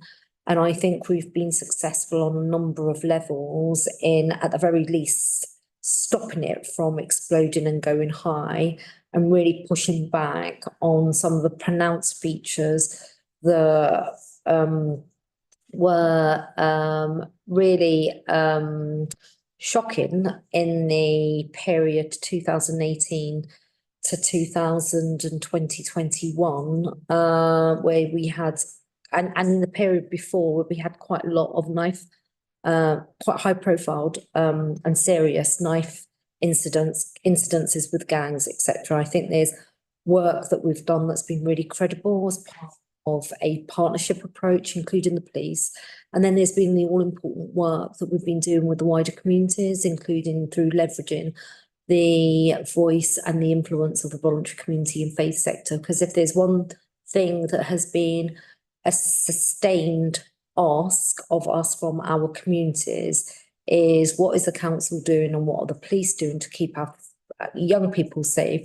And our question back to them, or our ask back to them, is how can we ensure, in the context and the principle it takes a village to raise a child and to protect a child, everyone steps up and steps in that regard. So what the report sets out is how it's currently organised. You've got a new youth safety board comprising of various experts that provide an independent sort of oversight within the parameters of the statutory requirements of the council that sits under the auspices of a community, well, safety partnership. We launched a youth safety strategy last autumn, and various stuff is happening which is set out in the report. Introductory remarks, and then Sarah, I don't know if there's anything else to add to that in the round, and then specifically on the justice stuff. So I'll touch on the youth justice, because youth justice is a statutory requirement. So I chair the Youth Justice Board, which brings together partners right across the spectrum. So police, courts, so we have a JP sitting there, young people, health, education, housing, so right across. And it's due for an inspection. Well, hopefully the longer they leave it, the better we'll be, but certainly looking at this year, aren't we? And we have seen various trends of certainly the knife crime was going up, and then it stopped, and then another thing takes over. But at the moment, a real concern about the number of Asian, primarily boys, who are now carrying knives. And so we are then looking at how we can work with probably our faith organisations to look at how we can work with them, for them to understand the dangers of them carrying a knife. We also obviously, I mean, we've had the reports here before many times about the big disproportionality of number of young black men or boys who come into custody. We also see a larger proportion of those who receive sentencing, or so there is a disproportionate way in which the police deal with our young black boys. Whether that, and that's even down to stop and search. So it's it's a full-on service. And I think at one time we were going to visit. Yeah, we did. Come and you visited. I did. Yeah. So you saw what they do. So yeah, and then the youth safety strategy. The strategy that is owned not just by the council, but our partners in health and the police as well. Thank you. I'm going to take questions in threes. So I'm going to take Shantu, Mariam, and Jane. Hi, thanks, Sana and Sarah. You mentioned there are many areas involved in increasing the knife crime. And also, I think young person families with financial difficulties and children, like young person has no job or living in poor condition are more likely to be stressed and depressed. They may become involved in violence. So how could we improve the area I mentioned, improve those areas and people's safety by addressing and related areas? I think it's a very pertinent question, because I think the Sarah, sorry. Can I take the other two questions as well? Yeah. Mariam. The report begins by explaining that 52% of young people in Newham grow up in low-income households, and the data shows that Newham's children are similarly open to exploitation and violence. So I wondered if the council had any data which explored the relationship between wealth inequality and exposure to violence with young people. I'd be really interested to hear more about that. If I may, I think that's a really profoundly important question, and I welcome it. I would say that we don't have a considered data set that we've pulled together, but it is something that we're very conscious of, and it is work that we need to do. And it's the reason why in this report, we have requested the consideration of this report and feedback of your scrutiny on key highlights, and anything that you recommend us looking into as part of a wider reassessment of the strategy, because one of the things that I'm concerned about is that there are some gaps that we may not necessarily be conscious of, and how poverty is a driver of young people being exposed to vulnerable and exploitative activities, either online or in real life. I'm going to bring Jane in. May I be unfair and ask two questions? Because I want to ask something that's just followed from there, which is related to the correlation between exclusions. I mean, Mariam's mentioned poverty and economic, and the correlation between exclusions and young people involved in crime. And the other thing I was going to ask, if I ask it at the same time, if that's all right, that you're in the process of recruiting a children and young people group. I just wondered where you're looking to recruit from. Yeah. But that was on the point 3 on page 145. Thank you, Chair. I have a follow-up also, Chair. So sorry. Well, I just wondered because you do have data on certain young people who are at risk of certain types of violence. So I wondered if you had information on them, whether they come from low-income households also.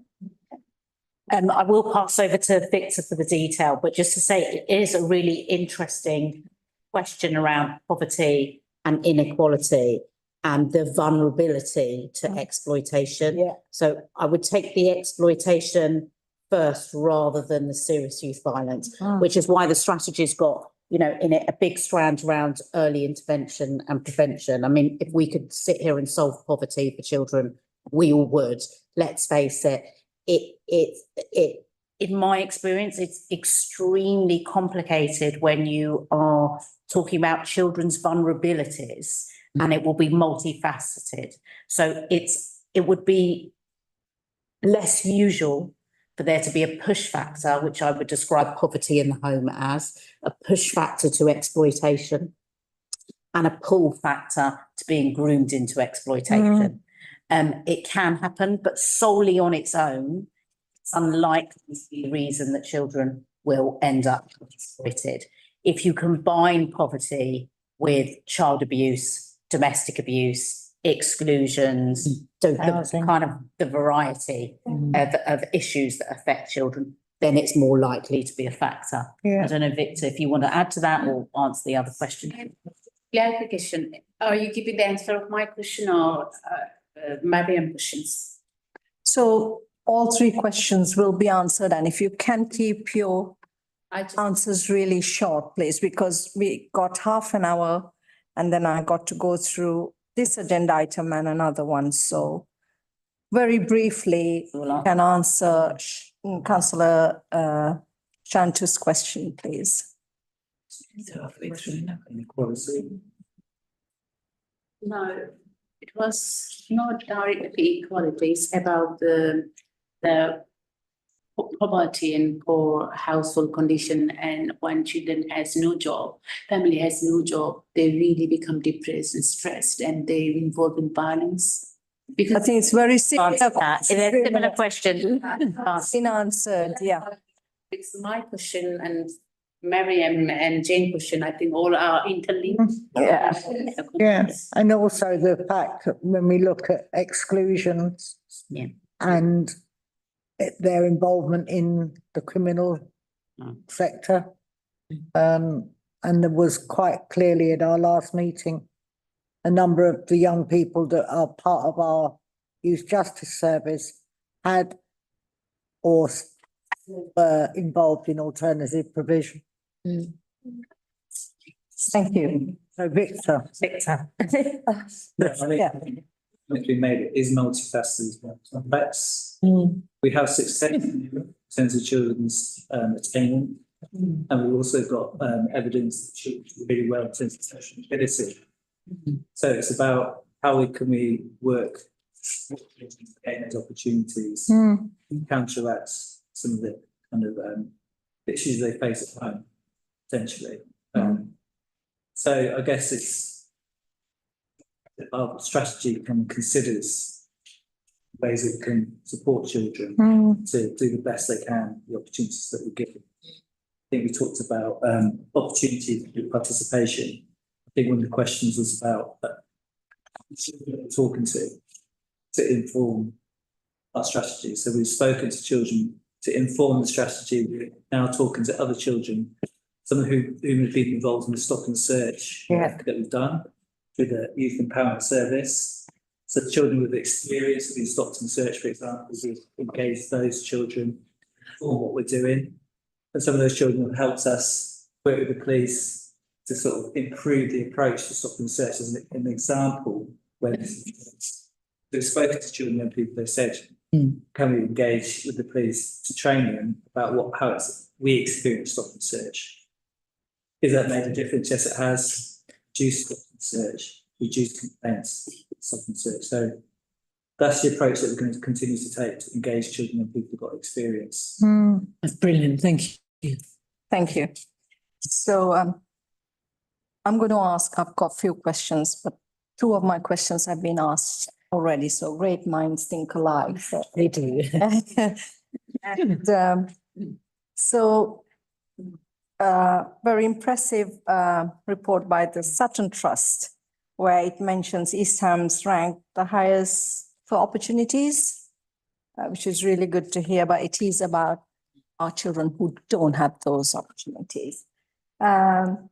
So from page 142, what measures are in place to ensure that girls who are at risk of sexual exploitation or online grooming receive tailored prevention, support and interventions, given that a large proportion, which is 39% of children at risk are females? You take that, Victor? Yeah, I mean, that data covers all the different risks of exploitation, so including child sexual exploitation. So we have young boys as well as young girls that are being at risk of child sexual exploitation. So we tailor our approach according to child's needs and level of understanding. We've got specialist workers that work with children and people to support them.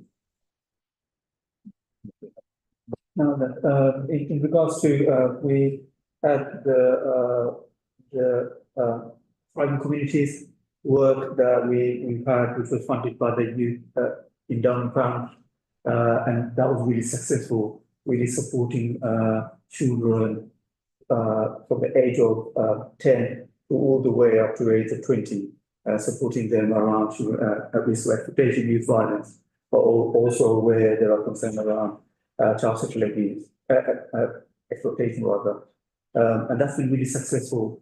We have now got public health money to really extend that support, because we had an evaluation recently to show really good progress of engaging children at much earlier stages. So we got the money to say that more further. So I think that's a positive intervention that we're offering children at the earlier phase. Okay. 97% of children open to youth justice service. 39% of them are from Black African heritage. What targeted strategies are developed to address the intersection of ethnicity, needs category, and prevent them from drawn into exploitation or serious violence? Is it different strategy you have for that cohort of young people? Yes, we do. We have a number of initiatives in place to support Black boys who are at risk of serious youth violence. We recognise that 40% of all children known to youth justice currently are from a Black African background. So we have initiative through the money. So we have money from MOPAC through the Youth Endowment Fund.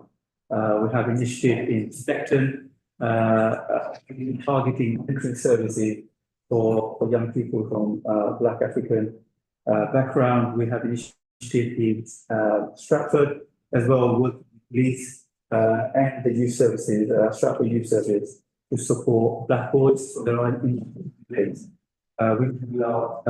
We commissioned through the Youth Endowment Fund voluntary sector organisation such as Spark Life, who are providing that specialist mentoring work to Black boys. Thank you. So you also mentioned that Metropolitan Police specialist teams work with social media platforms.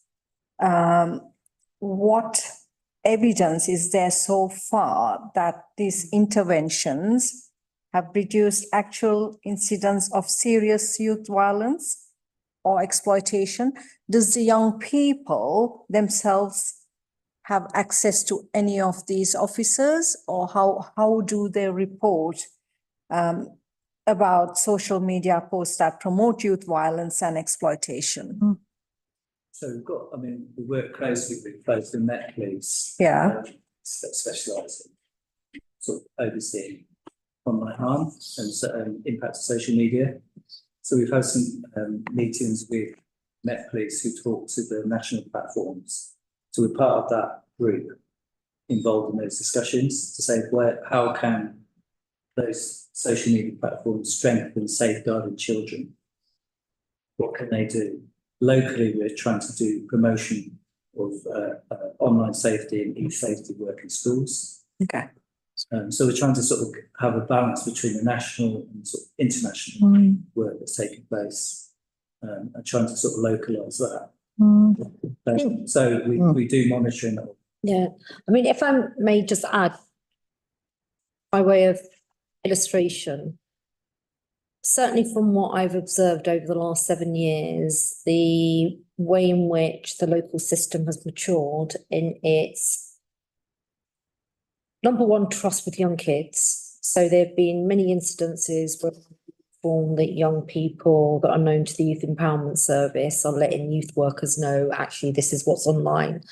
And because they're talking to trusted adults and because the youth workers are connected to our wider system response, they are then able to escalate it, and then it's shared with the police. And then there's the regional, sort of the national and the international work that's done in this space. I would also say, actually, the work of schools in impressing young people, the safety requirements online, especially at this age, is second to none. And I say that with young people in my life. And, as an anxious aunt, I'm like, who are you speaking to? What are you doing?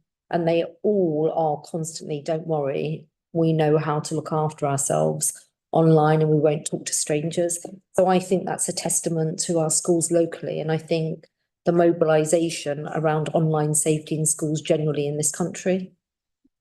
Thank you, Sarah. Adding to that, just really because I think that scrutiny could play a useful role in this, is that we always had a schools liaison, a police officer. And I think I'm right in saying that when we had Lucky here last time, that was a post that was being cut. Yeah. And I think we made it very clear that actually that was be a real detriment to our schools. So it's a note to me to follow up, but also might be a note for scrutiny to follow up, because we certainly made it very clear at the last scrutiny meeting that was a backward step, and that how much we value the school liaison policeman. Yeah. And can you put that as an action point for us to follow up on, please? My last question, the Youth Endowment Fund and Thriving Communities Program ended in May 2025. What evidence is there from the evaluation of the Thriving Communities Program had measurable impact on reducing youth violence and exploitation? Yeah, we did the evaluation done, which shows that the young people we work with, or work with, really well, the mainstream work has really worked. So the work that voluntary sector organizations have done and work with schools, in collaboration with schools, has really helped. The input piece, which is education psychologists working with young people, has had a really good impact on those young people. Overall, it's been a positive. Hence, we have extended that. Okay, great. Thank you. So the purpose of this item is to review how the system is supporting young people at risk of harm, including the delivery of youth safety strategy and the youth justice plan. And it's not like I don't have a question. It's like a comment. Yeah. A short comment. I will be very quick.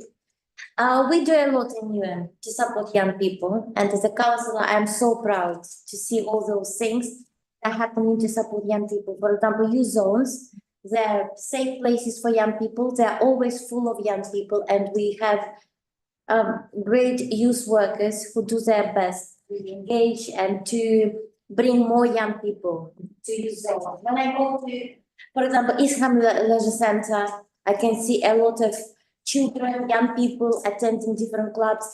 Any part of Newham, when I go late afternoon, community centers, schools, a lot of clubs for children, for young people of different ages. And there, some of them are free, some of them are very cheap and affordable for families, even for those who are not too rich. We do a lot of nice, great stuff. And here we have the Cove for care leavers to support. The only thing I would recommend maybe to do more walkabouts, maybe to monitor how they do.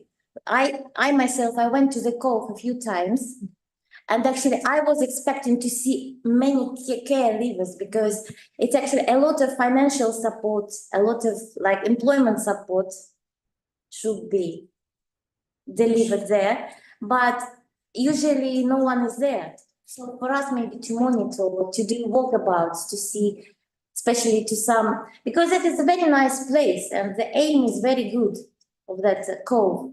It's a good building, renovated, very nice, safe space, but I don't know, just, The cove is a safe space for care leavers yeah, to meet their worker. yeah. It's not for activities unless we organise them. No, I'm gonna stop Okay, thank you. there. So you made a comment, I think. Oh, okay. Mentioned Yes. that it is for, it's not for activities, but me with their worker. So I'm conscious of the time, so I want to move that the committee notes the report and agree. Agreed. Oh, no, it's a fine. That's off. No, that's all right. I did see Mariam put her hand up. Can we agree the report? Yes, I'll agree. Thank you. We can go now, can't we? Yes, you can. That's right.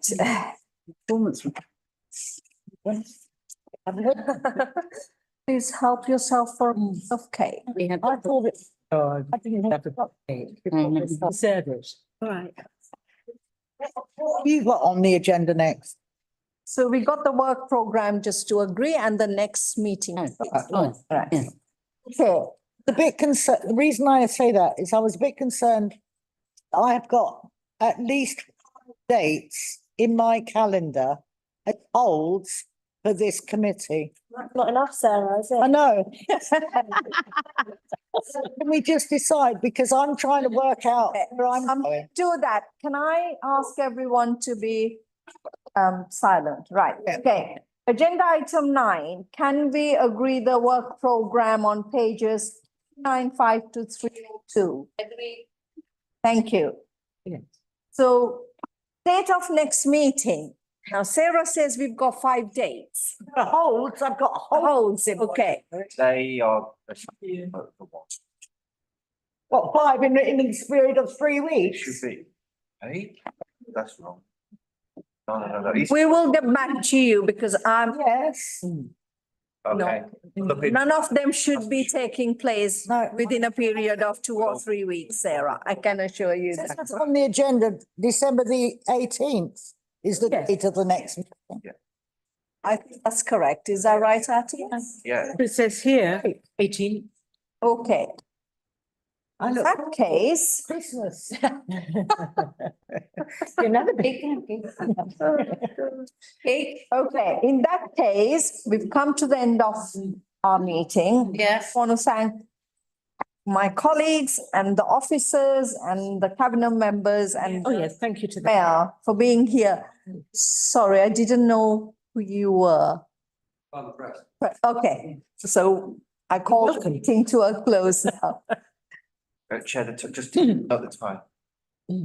Sorry, say that. Just note the time, Chair. Is it 21:16? Thank you. Thank you. Can I have a piece of cake? Thank you.